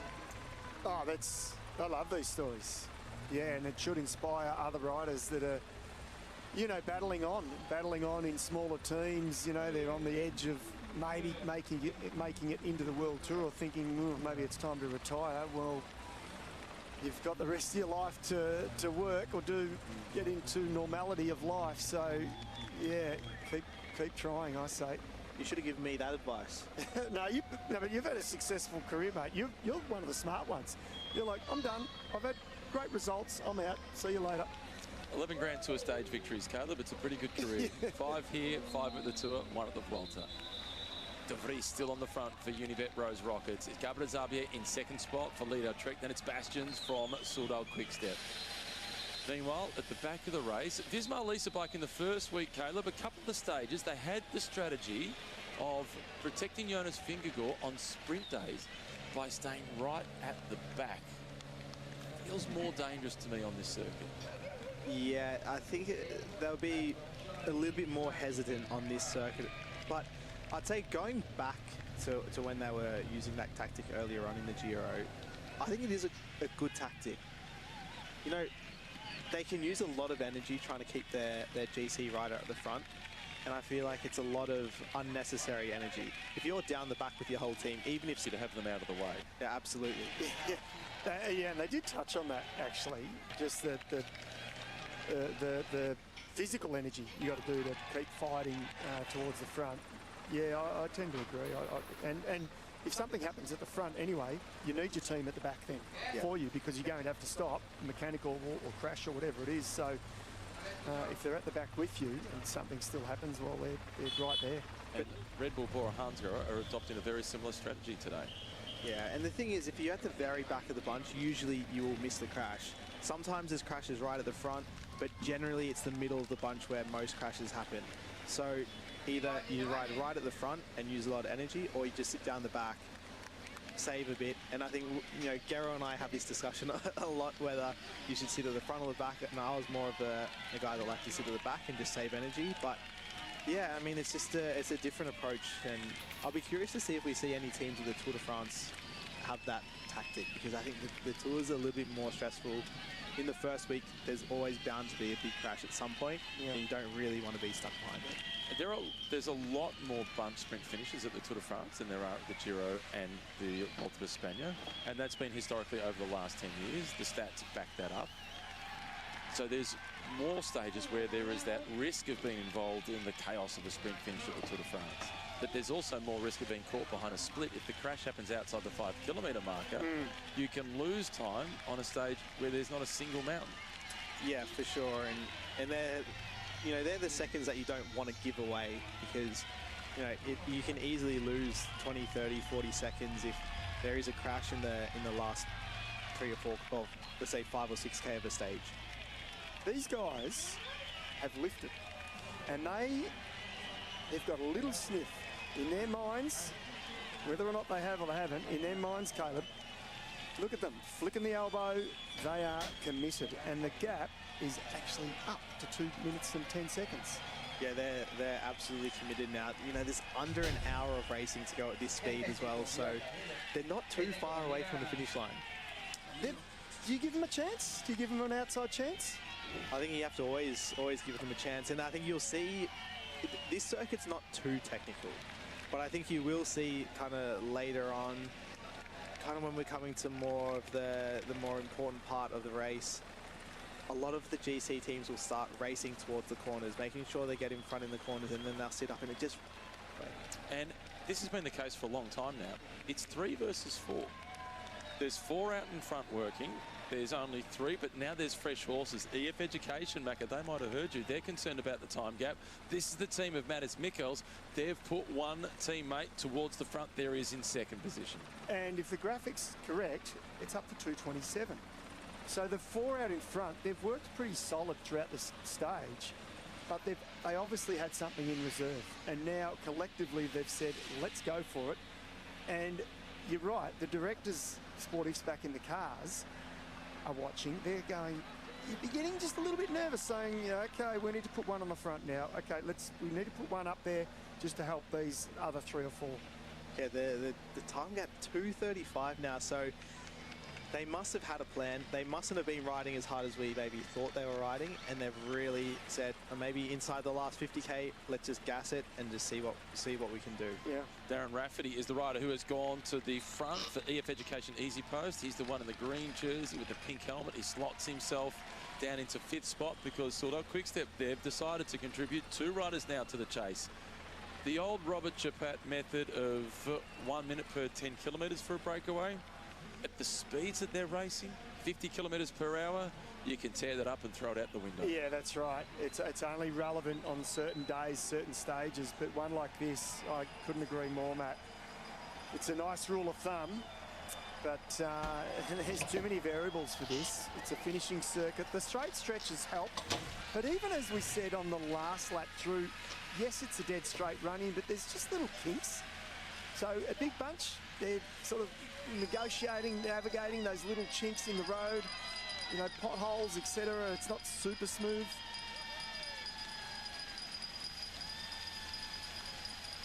There's a great appreciation for how fast they're going.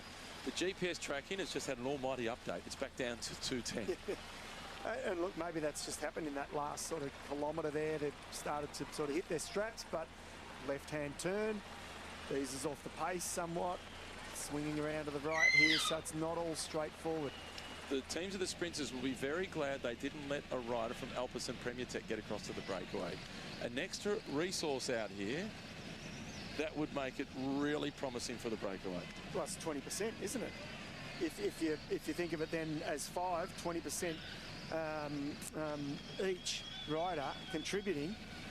So yeah, you're spot on. Alberson might be thinking, gee, we should listen to our director sportifs and put one of us up the road. This is currently tracking as the 4th fastest stage in history at the Giro d'Italia. The fastest stage dates back to 1972. The average speed was 52.6 kilometres per hour. It was a 166 kilometre stage, starting and finishing in Messina. In 1972? Yeah. That is the quickest? Yeah. Wow. 52.6 kilometres per hour. Oh, must have been a tailwind, surely.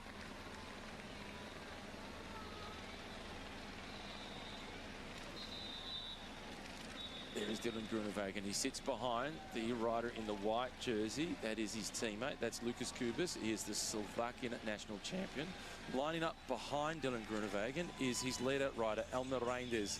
Caleb, how does it work at this point in the pecking order within the team with the lead-out rider behind the sprinter? Well, that is a pretty normal tactic to have the lead-out rider, or at least a rider behind you. The idea is if you lose your train, at least you've got one guy behind you that sees it and can take you back to where you need to be.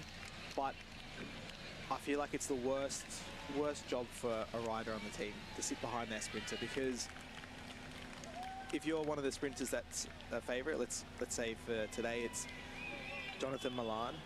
If he has Consoni on his wheel, all those riders that will try to take Milan's wheel will be fighting Consoni for the wheel. So he's the one that's always getting chopped off, and he's the one that always has to make the effort to come back. So there's no respecting, because they know what they're doing. They know what they're doing. Obviously, the rival team, it's like, well, too bad. I've got every right to rip you off the teammate's wheel. Yeah, basically everything in front of the sprinter, there'll be some respect. Yeah. Everything behind, no respect. You're just another one of the riders fighting for the wheel, even if it is your own teammate's wheel. Just another obstacle. Exactly. So we heard earlier from the sprinter for XDS Astana, that is Matteo Malucciali. He doesn't have any experience really coming into this season in Grand Tours. This is his debut at the Giro d'Italia. He's looked okay so far, and he said he's going to have to find another sprinter. He's going to try and get the wheel of Jonathan Milan. Take a ticket, because there's plenty of others queuing up for that position. Yeah, and I think that's where his maybe experience of racing in hectic bunch sprints will help him today, because he'll have to be used to getting his elbows out and fighting for the wheel. Inside 44 kilometres remaining. They are 1.4 kilometres away from the Red Bull sprint. This is just a small cash prize, a 6-second time bonus. But all these guys, every single one of them is more than 2 hours behind the pink jersey of Jonas Vingegaard. So they couldn't care less for the 6 seconds, Macca. No, and they shouldn't care less for the cash prize either, because they're ticking over here really nicely. It's very harmonious. And the closer they get to the finish, the more belief they're going to have if that gap does not start to close soon. So, yeah, they can't afford to make little errors like that. Go for the sprint like they did in Pavia. That was okay. That was early on. And now we're seeing the pink jersey at the back of the peloton. Is this a mechanical problem or the strategy for Visma Lease bike? Got Victor Campenaerts behind him, but no other teammates within sight for now at least. Campenaerts is calling for the team car, so this could very well be a mechanical problem for Jonas Vingegaard. Yeah, he looked over his shoulder as well, so we'll find out shortly. Yeah, I don't think that would be tactic to sit down the back of the bunch. I even saw out of a few of those corners that the bunch is really lining out, because they will be going very quick at the moment. Now this is for the Red Bull intermediate sprint. This is Matteo Bass who's at the front. He participated in the sprint for the Ciclamina jersey. It is now the Norwegian who is going over the top. This is Frederick Drasnes. He gets there. Slight interruption to their rhythm, Macca.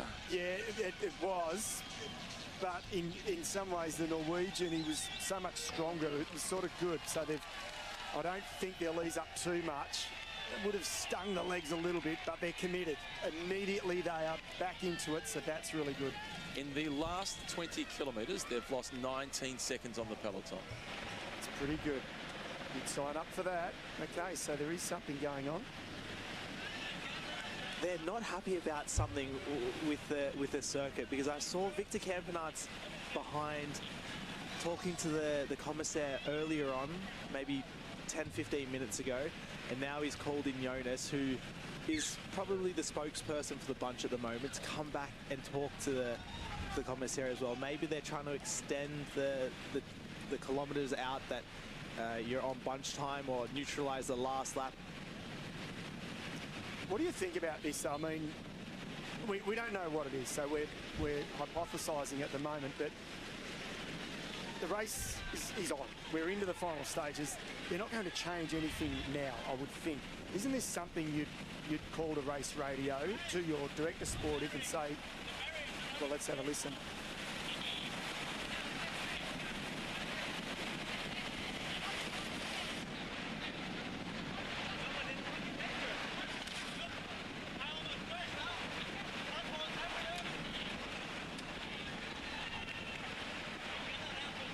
Almost crashed. There's dangerous potholes everywhere. I get the impression that he wants the GC neutralised, like we saw on the final stage of the Tour de France last year, which was in the rain. I don't think he's going to have his way here today. Of course, he's going to want that, because, yeah, I mean, he's in the lead. Obviously, there's a chance that, you know, whether the road's good or bad, there's a chance that you might crash or whatever. So it's obviously in his favour to have the GC time neutralised, but at the end of the day, this is racing. It's not always about the strongest man winning. It's also about riders staying upright, and this is part of the obstacles. And so too is overcoming this. This is a rear wheel puncher for Matas Mikkels. He is the sprinter for EF Education Easy Post. They're contributing to the chasing. And look at how chaotic it is behind the team car trying to get out of that traffic jam. Yeah, it is crazy. And they've gone with the wheel change, not the bike for the sprinter. So a little bit longer, and the pace is moving. So I tend to agree with you. Well, no, I don't tend to. I definitely agree with you, Caleb. I know it's not the perfect circuit finish, but it's showcasing the sport in an amazing city. It's not. There's been worse. I think there's been worse and more dangerous courses. It's dry, so it's not wet. If it was wet, I'd understand more. And it's 39 kilometres to go. You've got to suck it up, I'm afraid, if you're Jonas Vingegaard. I don't think he should be allowed to have the clout to suddenly call the shots to the commissaire saying this is ridiculous, I nearly crashed. Yeah, I mean, it's always easy to say sitting here in the booth watching, but I mean, the roads look fine to me. Of course, you're in a city, there's going to be some manhole covers and things like that and some technical sections, but I mean, that is just racing in the city. That's what you have to expect. Yeah, like where do we draw the line? Yeah. Do you start neutralising the cobblestones in Paris-Roubaix because they're bumpy? Yeah, do you start, that's right. Racing. That's right. There's an element where I think, hang on, we're going, and I know we're sounding old, but you know, from the 60s, the 70s, the 80s, the 90s, I understand how the sport evolves, and there's, of course, health and safety and concussion protocols, and so there's been some really good things, but come on, this is a circuit finish. They knew about it. They knew about it months in advance. They maybe didn't know the exact circuit of Milan, but they knew it was going to be circuits around the city of Milan. So the time to complain is not with 38 kilometres remaining. And the time for the chase to start to pick up the pace is 5 kilometres ago. It is 38 kilometres remain, and the gap is still at 1:55. Will the sprinters be getting nervous about the gap? Yeah, because they will know how fast the bunch is going right now. Like, they're going full gas, and they're not really bringing back that much time. So that's why they would be a little bit more stressed. Stage 3, the breakaway group of 3 got caught with 400 metres to go. So if the break does get caught inside the last few hundred metres, what sort of an impact does that have on the sprint finish? Well, that would just mean that a lot of the sprinters would have used teammates up, obviously, to bring back the breakaway more than they wanted to, and it makes the sprint really messy because all the sprinters might be left with 1 or 2 guys in the last 2K. Neutralised 5 kilometres from the finish. Each rider's transit time at the 5 kilometre mark will be considered for the general classification. So they've extended it. Well, it just means that, 5Ks to go is the end of the general classification. So we will see the GC riders get out of the way. That's okay. That's a good... You happy with that? Yeah, I'm happy with that. But that really should have been done. It shouldn't have been discussed now. It should have been decided, before the race even began. And I mean, stage 1. That should be a normal thing. How long have we been running Grand Tours and running bike races?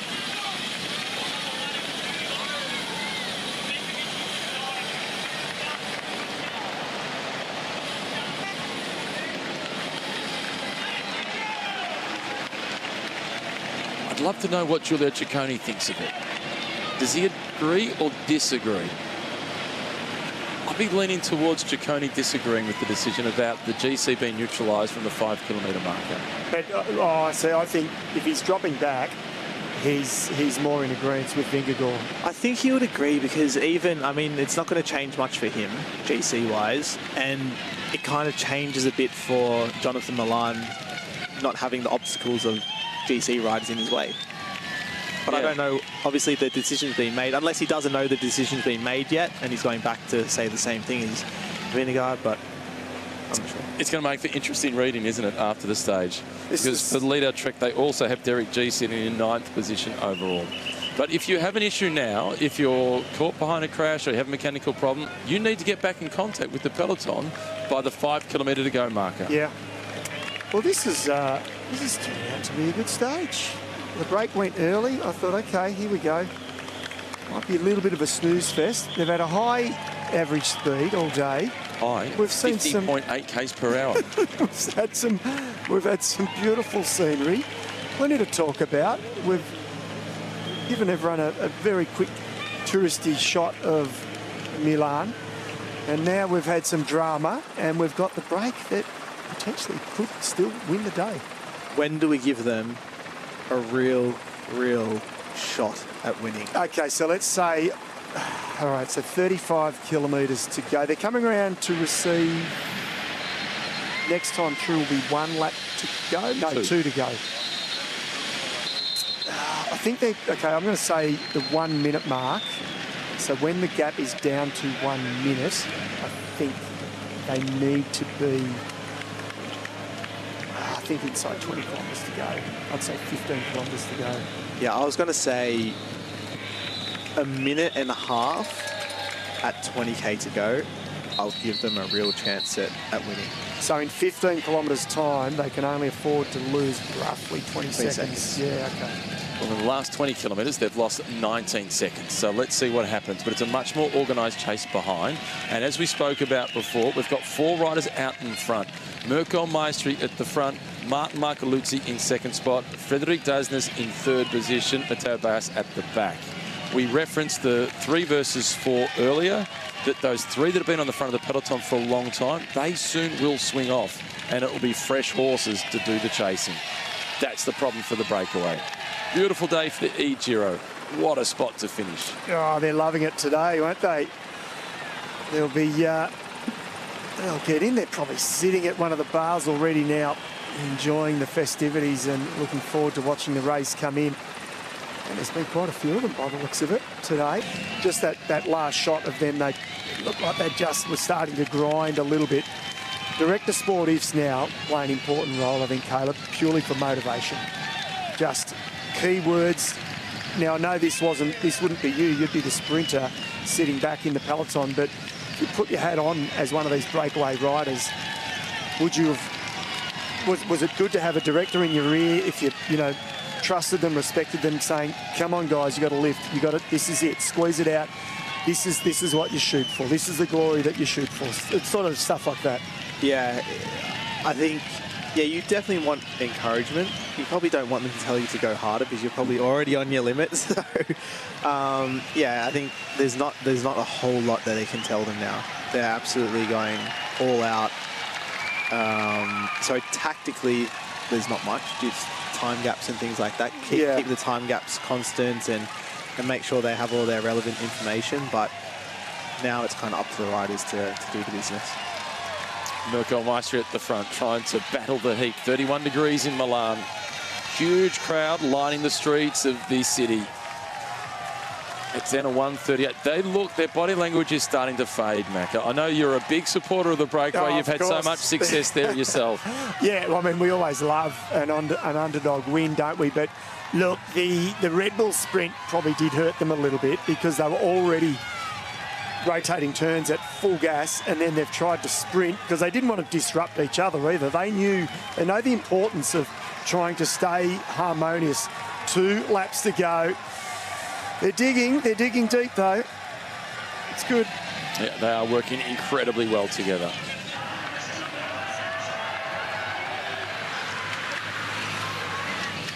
It's a big flotilla of cars that's still behind them too.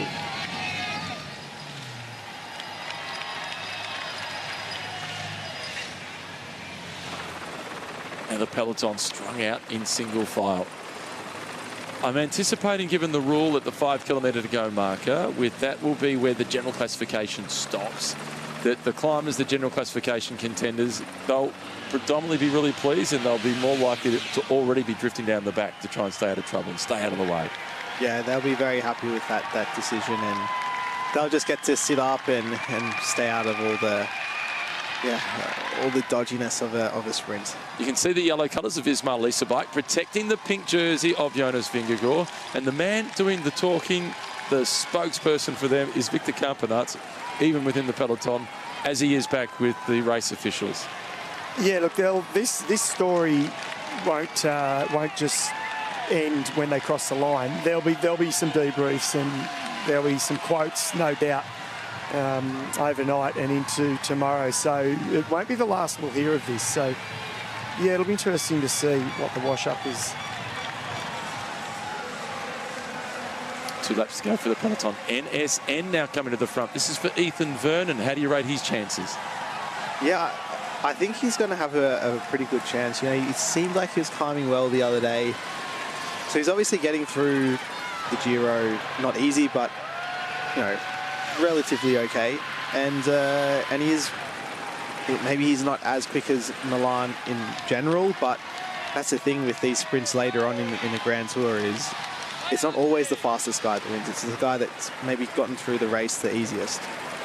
And so far, the decathlon team, they haven't done any of the pacemaking up at the front, but they've only got half the team for their sprinter, Tobias Lund Andersen, because half the team is dedicated to Felix Gore. Yeah, and that's smart, you know, unless you get other teams tapping you on the shoulder, sit tight. If you don't have to use up any men yet, that's a good thing. So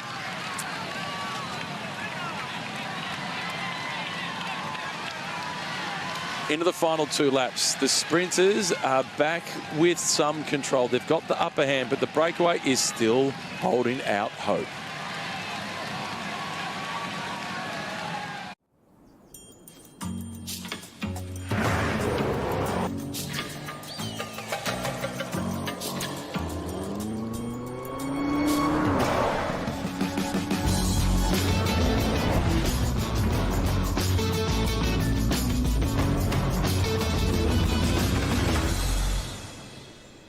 You found it then?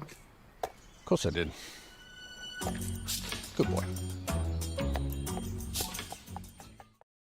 They call this the lucky country. Red 55! But there's a funny thing about luck. There's only so much of it to go round. That's a cow. See, while you're having a ripper, Both of him. someone else is having a shocker. Spewing. Yeah, you never know which end of the stick you're gonna get when the lucky country isn't so lucky. Lucky you're with Amy. No English. Dimmi chi è? Okay. Hello? Hi, Dimmer. But she can be a little bit disruptive. 她说什么？ I just need to know what medications your husband's on. Decatalaveno. There will be an investigation. Pero hiciste todo bien. Yo seguí el manual. It's not his fault. We do have your mother's test results. Unfortunately, the cancer has spread.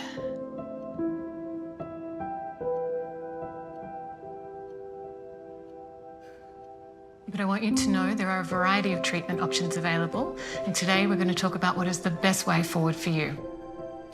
بدي اياكي تعرفي انه في كتير خيارات للعلاج ورح نتناقش معك في افضل خيار وافضل علاج.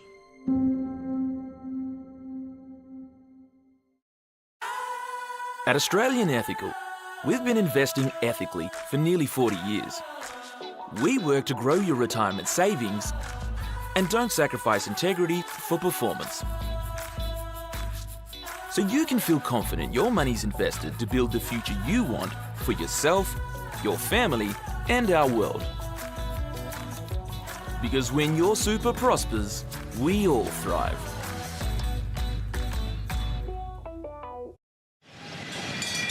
Stage 15, they're on the second last lap around Milan. The team vehicles are being cleared out, but the gap is still 1 minute and 30 seconds. There's slim hope for the breakaway group of 4. They've been off the front after just 3 kilometres of racing. It's been a long journey at the head of affairs. They've been out there now for 123 kilometres. Big discussions at the back of the peloton, including Jonas Vingegaard talking to the race officials. Stage for the GC being neutralised at the 5 kilometre to go marker, and there's been another update. There has, Matt, yes. Just through the ad break now, they've just announced that the final passage, so the last lap, so they'll come through, they'll receive the bell. That is when the GC will be neutralised. So they've given in to the demands, Caleb, of a couple of the hierarchy. Yeah, they have. And I mean, it's good that they have listened to the riders and their concerns. Will it change the race? Probably not, unless there was a crash. And that's not the way that you want a race to be decided. So I think, yeah, I mean, it's a decision that I think is one that the riders want, and it's good to see that they're listening to the riders. Yeah, so I don't have a problem with that decision. What I have a problem with, and this is what I think is, it's a bigger discussion which we won't have now, but this should have been decided before the race began 3 weeks ago, 2 weeks ago. This isn't, you don't make decisions on the fly. This is the second biggest bike race in the world, and they knew the course, they knew the circuits. I'm not criticising the riders. If anything, I'm criticising the process. It just shouldn't have been decided on the fly with 26, 30 kilometres to go. How do you feel about that in the peloton? Yeah, I just feel like that is part of racing in the city, is that you get these conditions. They're not ideal. You're racing in the middle of a major city. So there's going to be some holes. There's going to be some manhole covers.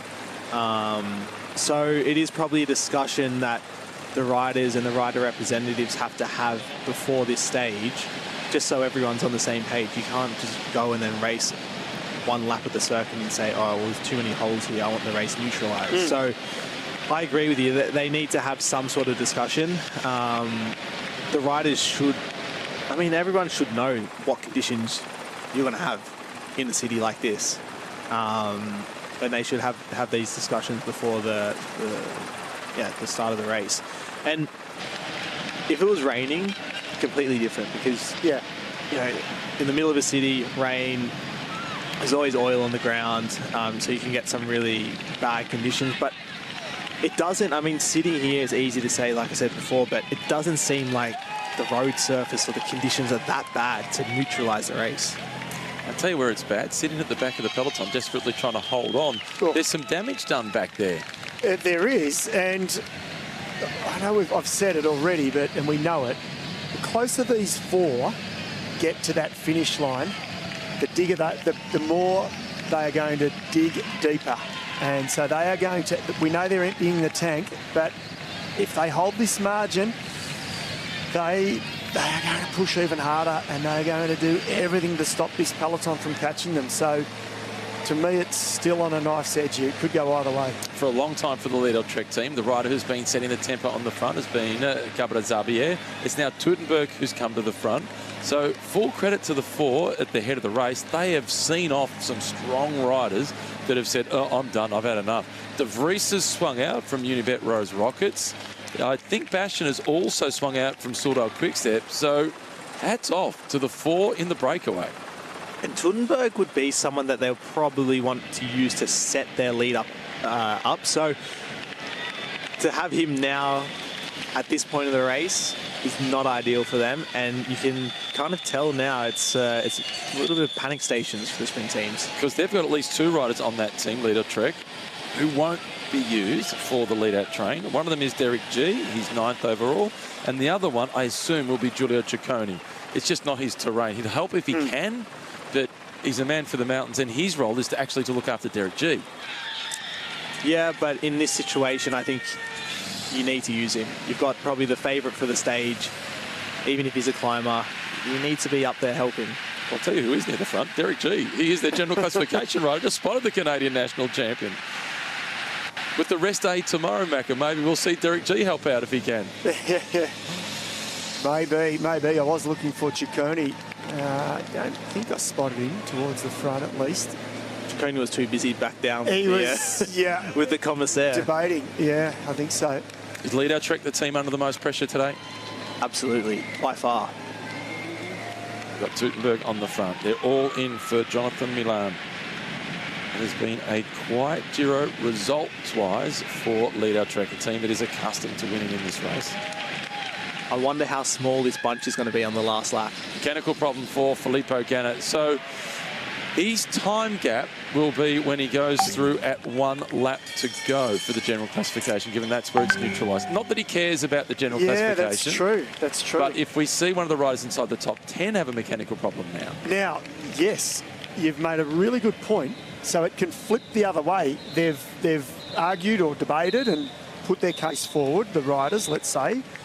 So then the organisers have said, OK, fine, 5 kilometres. OK, now we'll make it the final circuit, 14 kilometres. If a GC rider gets a mechanical now, they've got less time to get back. Whereas if they had stuck to the original rules, they have until 3 kilometres to go at least. So they've got 15 kilometres less, effectively. But the time doesn't stop at 3 kilometres to go normally, does it? It's just if something happens inside. Yes, so the time finishes on the finish line. That's right. Yeah. So, yeah, like you said, like there's much more time to obviously come back. Whereas now... That's right. Yeah, and so imagine if Vingegaard just has a flat, doesn't crash, just has a random flat tyre at the worst possible time, doesn't get back at the bell lap. What are they going to do then? It's you know, it's debatable, isn't it? The peloton is strung out in single file. This has been a rapid stage. No procession into Milan. It has been a few times in the past when it's been the last stage of the race, but this time around it's next Sunday in Rome. This is a stage where the sprinters will have had earmarked as a definite lock-in win. But with 21 kilometres to go, they've still got some work to do. So, going back to our discussion about how much time and when we think they have a chance, I think I said 15 kilometres 1 minute. You said 1 minute 30? 20k to go. Okay, so they're somewhere in between what we've both said. So I've still got a chance with my calculation, but they've got 6 kilometres before they hit 15, and they've only got 14 seconds.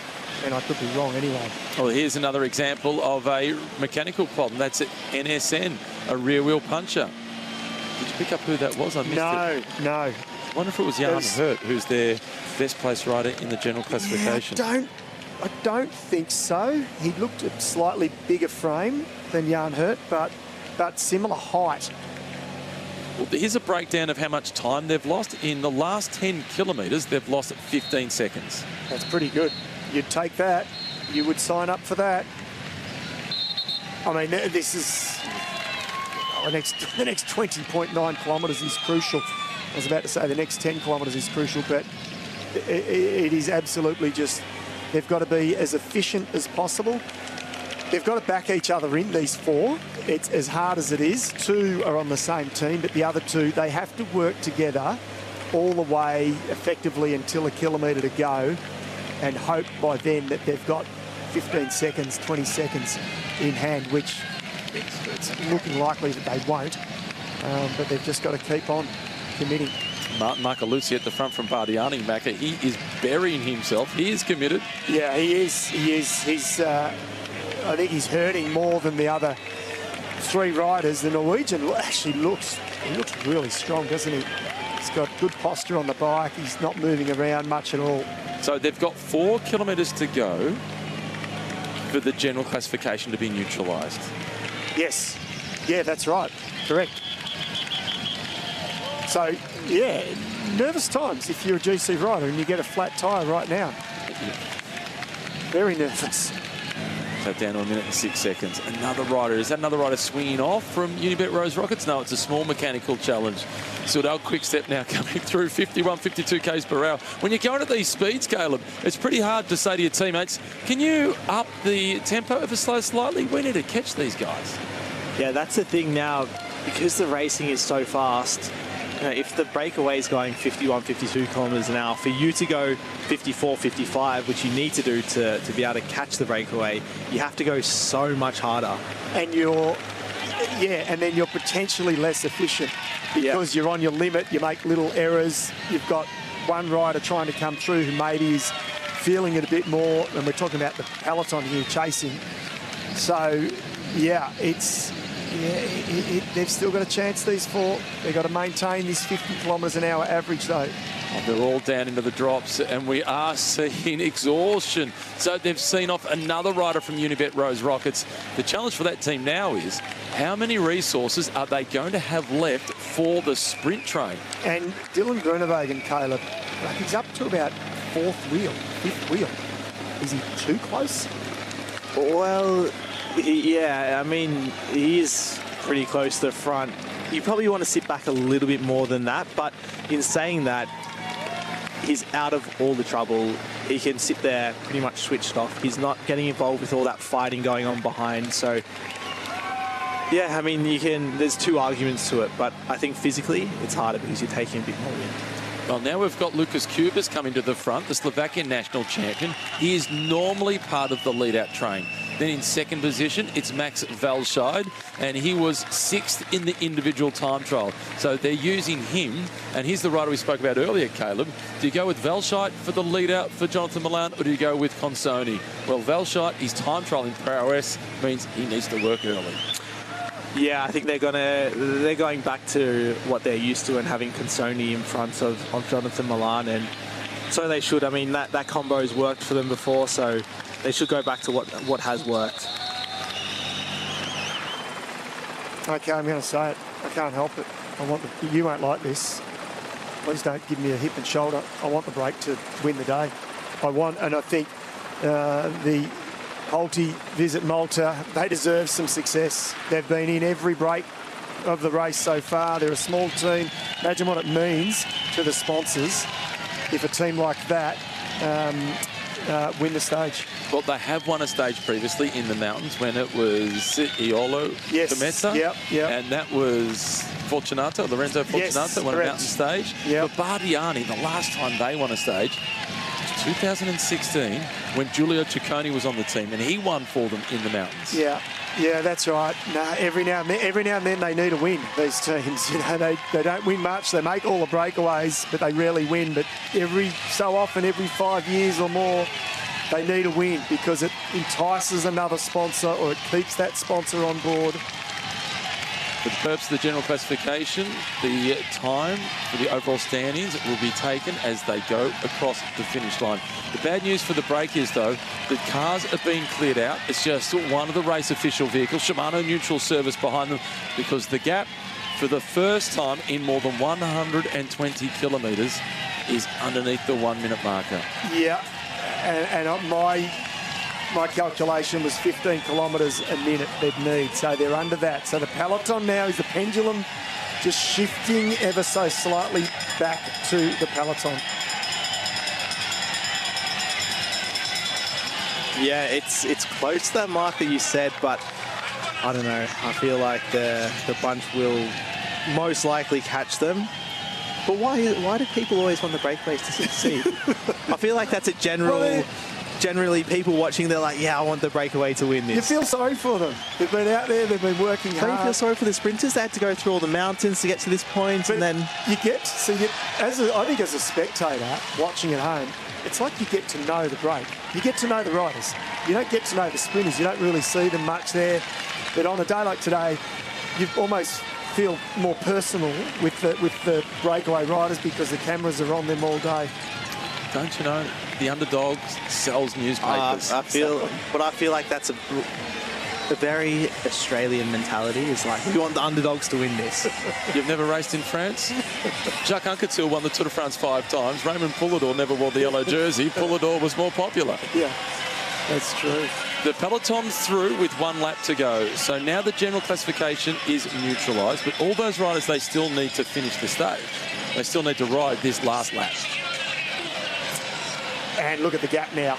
Now it's just dropped very quickly, suddenly, 38 seconds. So, but now we're going to see a tiny bunch because all those riders that aren't interested in the sprint or don't have to be involved in the lead out will now just ride the last 15 kilometres easy. Yeah, that's right. So to explain it in more real basic terms to everyone at home, all the GC riders, including Jonas Vingegaard, they can actually now drop off this peloton. They lose 0 time because their time is taken already. Near the front, let's see if he comes in the picture again. There's Jonathan Milan. He's behind Simone Consoni. No, we don't get a second look at him. Just a couple of spots behind Milan. To his left, Jensen Plauder. Yeah. And he likes the argy-bargy. It's an argy-bargy finale, this one, Caleb. Yeah, Jensen knows how to get his elbows out, and he knows how to ride a circuit as well. So, yeah, I mean, he will be enjoying this, and yeah, I mean, anything can happen. Usually he's not quick enough to challenge guys like Milan, but again, the last part of a Grand Tour like this, they're not always just straightforward sprints. As the time check, it keeps going up, it keeps going down. Yeah, they're playing with us. Yeah, well, one of them's not correct. We know that. So is it the 38 seconds? Which is probably true because this is probably accurate because I thought it had jumped very quickly down. So if it is 53 seconds... It keeps going up, it keeps going down. They're playing with your emotions. Well, one of them's not correct. We know that. Well, that was Nick Schultz from NSN who had now gone to the back. How long are those sausages, Turkish? 2 minutes. You said 2 minutes, 5 minutes ago. I thought it had 52 seconds is the gap. Look at the expression on the face out in front by Matteo Paes. He is dreaming of the biggest win in his career. Now also coming to the front, Soudal Quickstep. Another fresh horse, Fabio van den Bosche, Caleb, a rider who is often involved in sprints. Yeah, they're using the lead-out guys now to chase, and that just shows you how quick the pace is. But yeah, it does seem like it's 50 seconds the gap now. Yeah. So, I mean, it's going to be very, very close on the line. So, Unibet Rose Rockets, 1, 2, 3, and that includes Dylan Groenewegen. So he's got 2 men left. Now, they've got to make a decision at some point whether they've got to put one on the front or they roll the dice and sit and wait. But this is going to be a completely different sprint no matter what happens now. If they catch or don't, well, if they don't catch, they're sprinting for 5th place. But if they do, all of the sprinter teams are going to be down some men. So there's not going to be this incredible big, long lead-out from one team. And what does that do for the Chiclamina jersey? Jonathan Narvaez, he's been sitting patiently with his teammates, and now they're mid-peloton starting to work their way up. This is actually perfect for him. Harder stage. The other good thing that's perfect for him, if they don't catch the breakaway, that means that's 1 stage less that Paul Meunier can get maximum points. Well, there's so many potential scenarios from this, isn't there? And I said 1 minute, 15 kilometres to go. So a moment ago we said as the pendulum shifted in favour of the peloton, now I'm actually giving the riders out in front the advantage. They've got the advantage here. And hey, look at them. The speed is still good. Oh, but look at that. 27 seconds they lost in the past 10 kilometres. So they're going to start to play a little bit of tactics as well in the last K. There is the big risk of that. Yeah, I mean, surely Polte Visit Malta, one of them, they've got to sacrifice one. They have to. Yeah, they have to. And they can't afford to. No. They actually can't afford to look at each other. No, like if they start to play games, a K and a half out or a K to go, Polte's just got to, one of them's got to go on the front and drill it. You can't, yeah. Can't die wondering. Well, one thing is for sure, we're not going to see a big, long lead out with 6 or 7 guys. It's going to be all scraps. Maybe one sprinter with one lead out guy, and it's going to be difficult to judge that in the last 2K from that last corner. So who does it suit right now of the sprinters? Who is going to embrace this better than the rest? Well, it suits the guys that don't have a lead out because they don't have to fight with too many more people. Yeah. So usually when it's a big, strong lead out, if you're fighting with someone, obviously the pace is quicker. You might have to go in the wind a little bit more than you want to. But when it's all just bits and pieces, it suits the guys like Jensen, yep, who are able to scrap by themselves. And the other rider in that scenario is Matteo Malucciali from Astana, ex-DS Astana. He's got no pressure. The team's already won 3 stages. They've had a stint in the pink jersey, and he said before the stage got started, I'm going to go surfing. I'm looking for Jonathan Milan's wheel, and I'm going to catch a wave. And what about Giovanni Lonardi? Haven't mentioned that name. 6th on stage 1. He's for Team Polte Visit Malta. He's sitting back. He's just waiting in the wings. Guys like that. Well, he's not been close to a stage victory, but he's been in the slipstreams. Yep. But he'll be buoyed by having 2 teammates in the breakaway. That will have given him confidence throughout the stage. Here they are continuing to work. This is Mirko Maestri coming through. 45 seconds, 10 kilometres. It's touch and go for the breakaway. Peloton is storming down the boulevards of Milan. This has been a stage where the average speed has now rocketed up to 51 kilometres per hour. Incredible, incredible. It's interesting when you just cast our minds back to the very start of the stage. 4 riders go off the front, and I totally agreed with you. You've said this is perfect. Sprinters teams can control that. And they did everything right. The peloton, they pretty much started riding tempo immediately. They didn't let them get up to 3 minutes. It was around 2:45. But even then, they've possibly underestimated the strength out in front. Left-hand side of the screen, Caleb, it is Remy Cavagna in the blue and red colours, a Groupama FDJ. They haven't shown themselves at the front. They've still got most of their team there, and they've got the young French sprinter Paul Penaway. Yeah, it could suit a rider like that who's been overlooked. No one would have... The team leader for the general classification of lead or trek come to the front and help. We've got our answer. Yep. The maple leaf is at the head of the peloton. Yeah, I like it. I like it. That's right. Days like today. And this isn't going to hurt him anymore. He could have set up as a GC guy, in fact. So, yes, it does a little bit, but I like the commitment. But can a guy coming 9th on GC, when they've got a guy that's a favourite for the stage, can he say, oh, no, I want to sit out of this? No. I don't think so. If he's coming top 5, challenging for the podium, then it's a different story. But when he's sitting 9th place, he's got the favourite for the stage. He has to help his team. And he was 5th in the individual time trial. His teammate on the front now was 6th in the individual time trial. It is all guns a-blazing for Lido-Trek. The pressure is on Big Johnny. Jonathan Milan into Milan. Can he make it the perfect symmetry? Valscheid is done, swings off and gets out of the way. You can't believe it. They're literally doing peel-offs as if we're inside 2 kilometres to go. We've still got 8 kilometres to go, so they need a couple of riders like Derek G who can actually do some longer drawn-out turns here, because if they just start doing 20-second turns and peeling off, forget it. There'll be no one left. Well, Pascal Ackermann, he has moved up to the front in the purple colours of Jacob Alula. No teammates to lead him out, but you know what he's got? He's got experience. Yeah, he's got experience in a situation like this, and he'll be happier that it's a bit more of a messy sprint as well, because a guy like him, he needs a bit more of a messy sprint to be able to do well. Lucas Kuba still on the front, the Slovakian national champion. The shoulders are rocking, so too are the hips. Are the sprinters going to get to roll through for the stage victory? And look at Unibet Rose Rockets. Still the same 3. Dylan Groenewegen still got his 2. Fighting really smart. But in this scenario now, I think it's anyone's race. It is anyone's to win here, of the sprinters that is, and then including these 4. Yeah, they're doing so well, and you know, 10 kilometres ago, I would have said no chance. Yeah, absolutely no chance. Even a lap to go, I would have said no chance. But now, 7K to go, 40 seconds, it's definitely a possibility. And on stage 3, it was oh so close. The breakaway got caught with 400 metres to go. This peloton. Derek G, he's peeled off. They've done a big turn and swung off. He's doing just as strong a turn as each of those riders that have peeled off.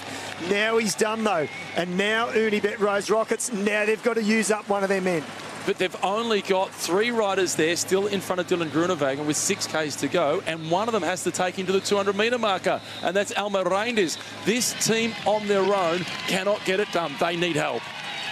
They need help, but I think Trek have only got 2 riders left as well, so, and that is Consoni and Milan, so they're not going to be contributing to this chase either, so it's going to be so close on the line now.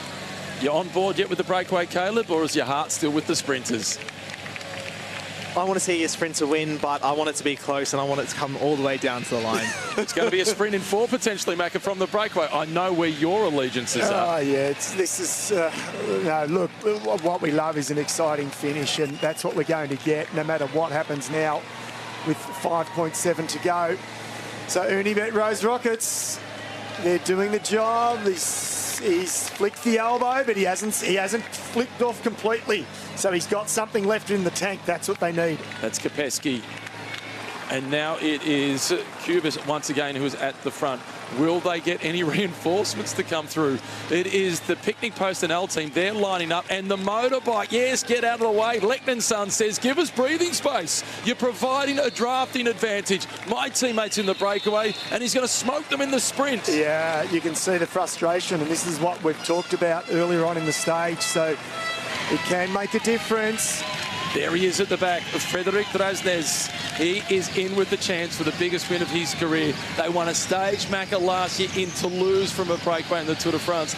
Uno X have never won a stage in the Giro. Is today their day? We talked about it at the start when they went up the road.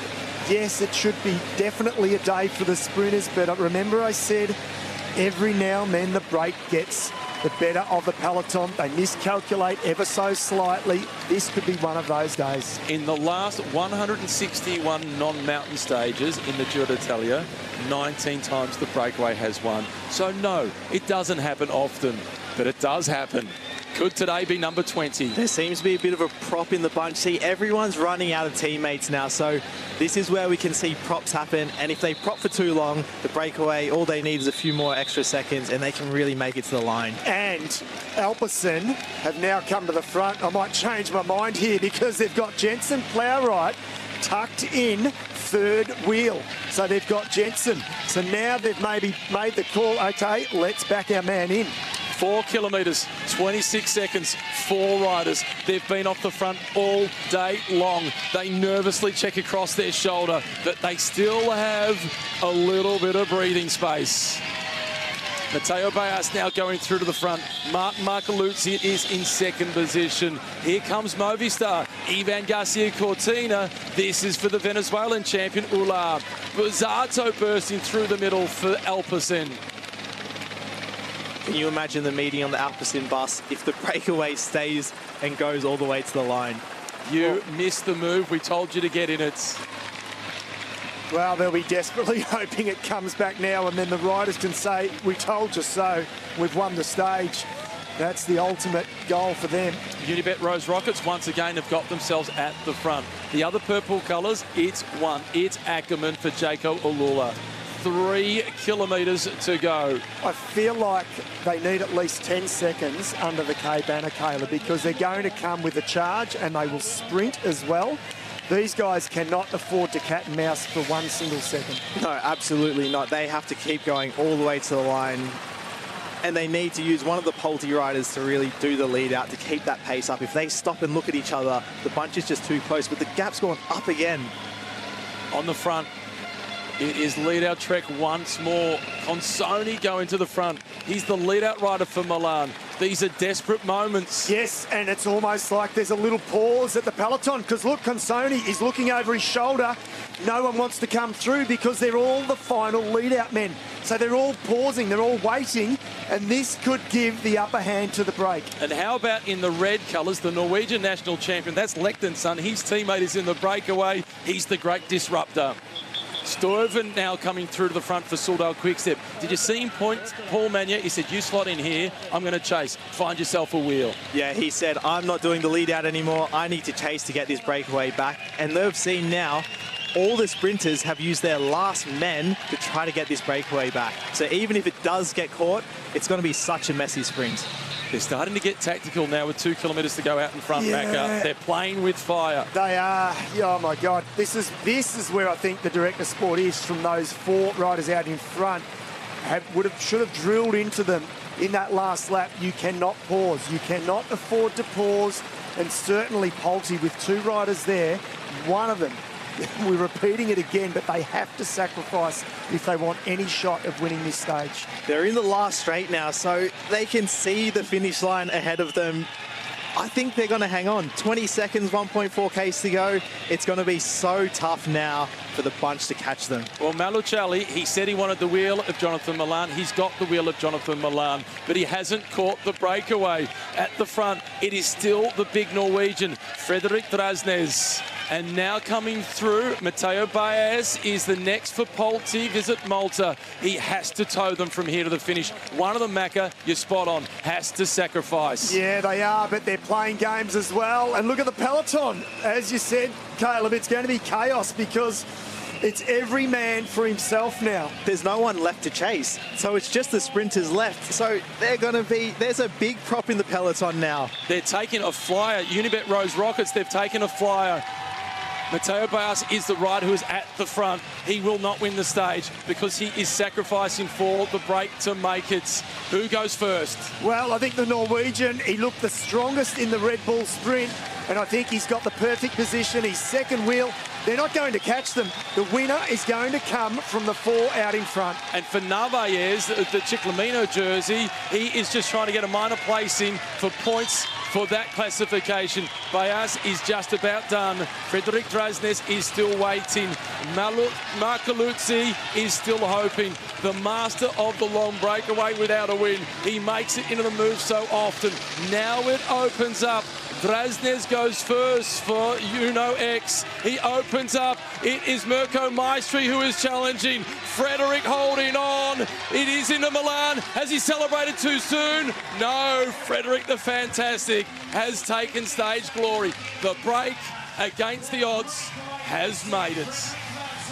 What a stage. I would not have thought 20k or 15 kilometers to go, even 10 kilometers to go, that the breakaway would hold on there. They did an amazing job. That is... Oh. Saul Hushop is the man there with him, the team manager. His first World Tour victory. His first Grand Tour.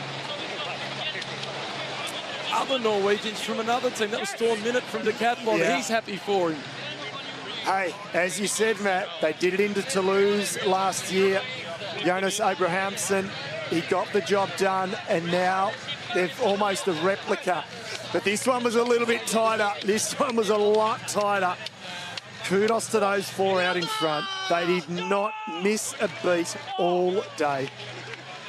His legs are going to be sore, but he might get a cracked rib. The hugs are pretty high by the Scandinavians.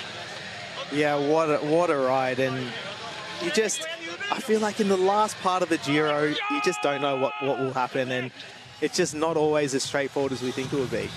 The head-on shot had me nervous about celebrating so soon. Me too, but look, he proved it, and he showed it for me with that Alpecin meeting tonight, and on Red Bull sprint, it just looked like he did it so easily, and he had that perfect lead out from Pulte, and it was lucky that there was a team in that. They sacrificed, they had to. Wow. Well, Uno X, they had the X factor, that's for sure. The whole break did. What a day. Pancake flat, going to be not a lot happening. Never underestimate the Giro. It's done it again. And don't underestimate the breakaway ever. Mirko Maestri in second for Pulte Visit Malta, Martin Marcoluzzi in third for Bardiani, and Matteo Baas in fourth for Pulte Visit Malta. Yeah, so they all made it. They all survived. They all beat the peloton.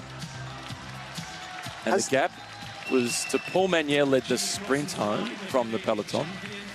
57 seconds. Have we had a bunch sprint on Italian soil yet?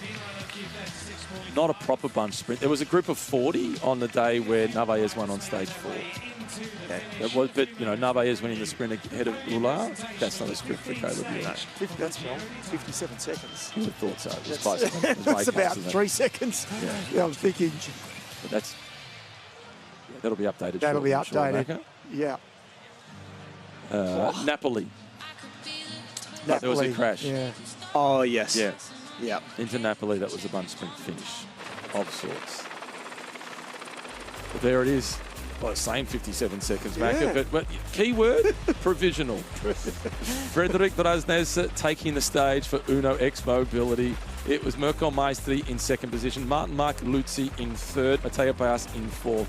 Magnier takes the bunch sprint to move back into the Ciclamina jersey. Grunewagen, Andersen, Vernon, Penaway, Mozzato. From 5th to 10th, expected. From 1st to 4th, completely unexpected.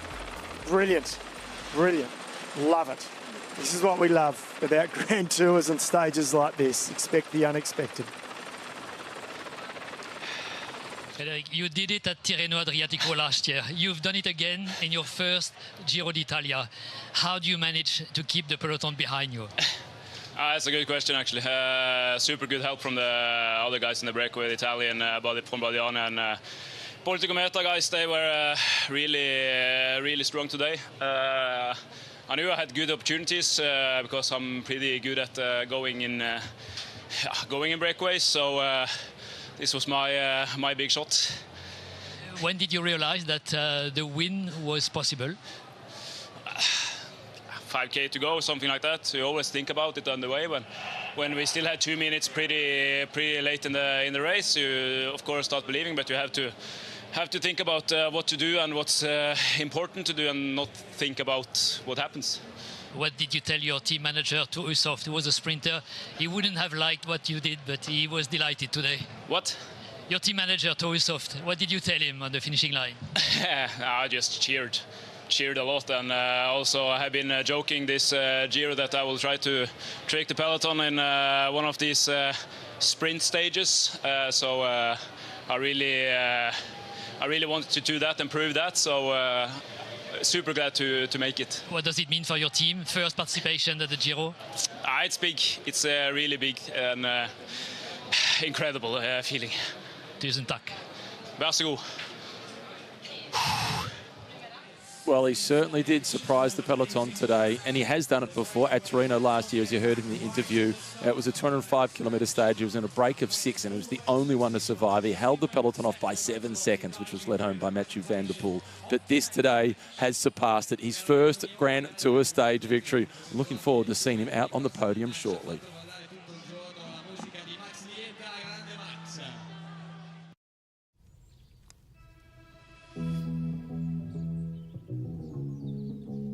A lovely day. Lovely day. Lovely day. Lovely day.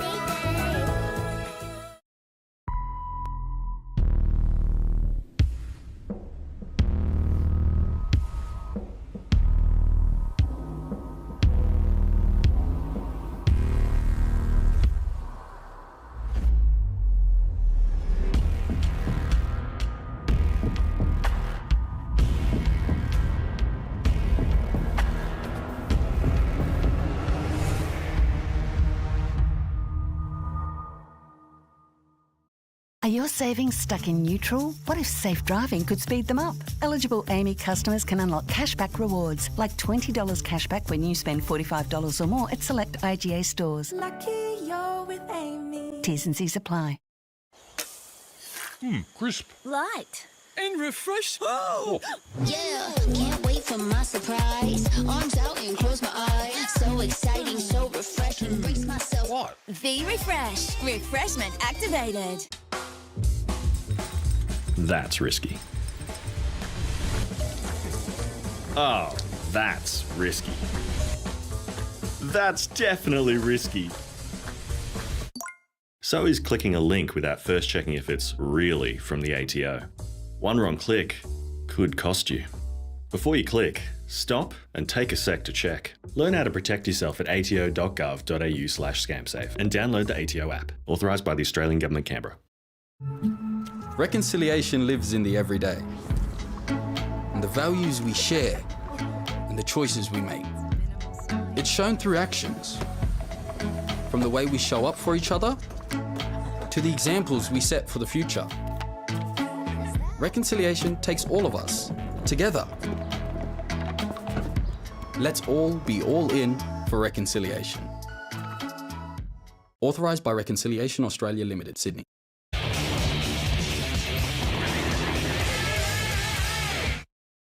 Your eyes are incredible. I know. My optic nerves are in excellent condition. What about yours? Brownish green. A clear view of your eye health is essential. That's why Specsavers include OCT scans at no extra charge. A day to remember, a flat stage into Milan, not a single categorised climb, 200 metres worth of altitude gain, a lock for the sprinters. David McKenzie, that's the beauty of sport. That's the beauty of cycling. There can always be the unexpected. Yes, and I'd say more so in cycling than many other sports. In fact, on a day like that where you say, yes, it is an absolute lock for the sprint.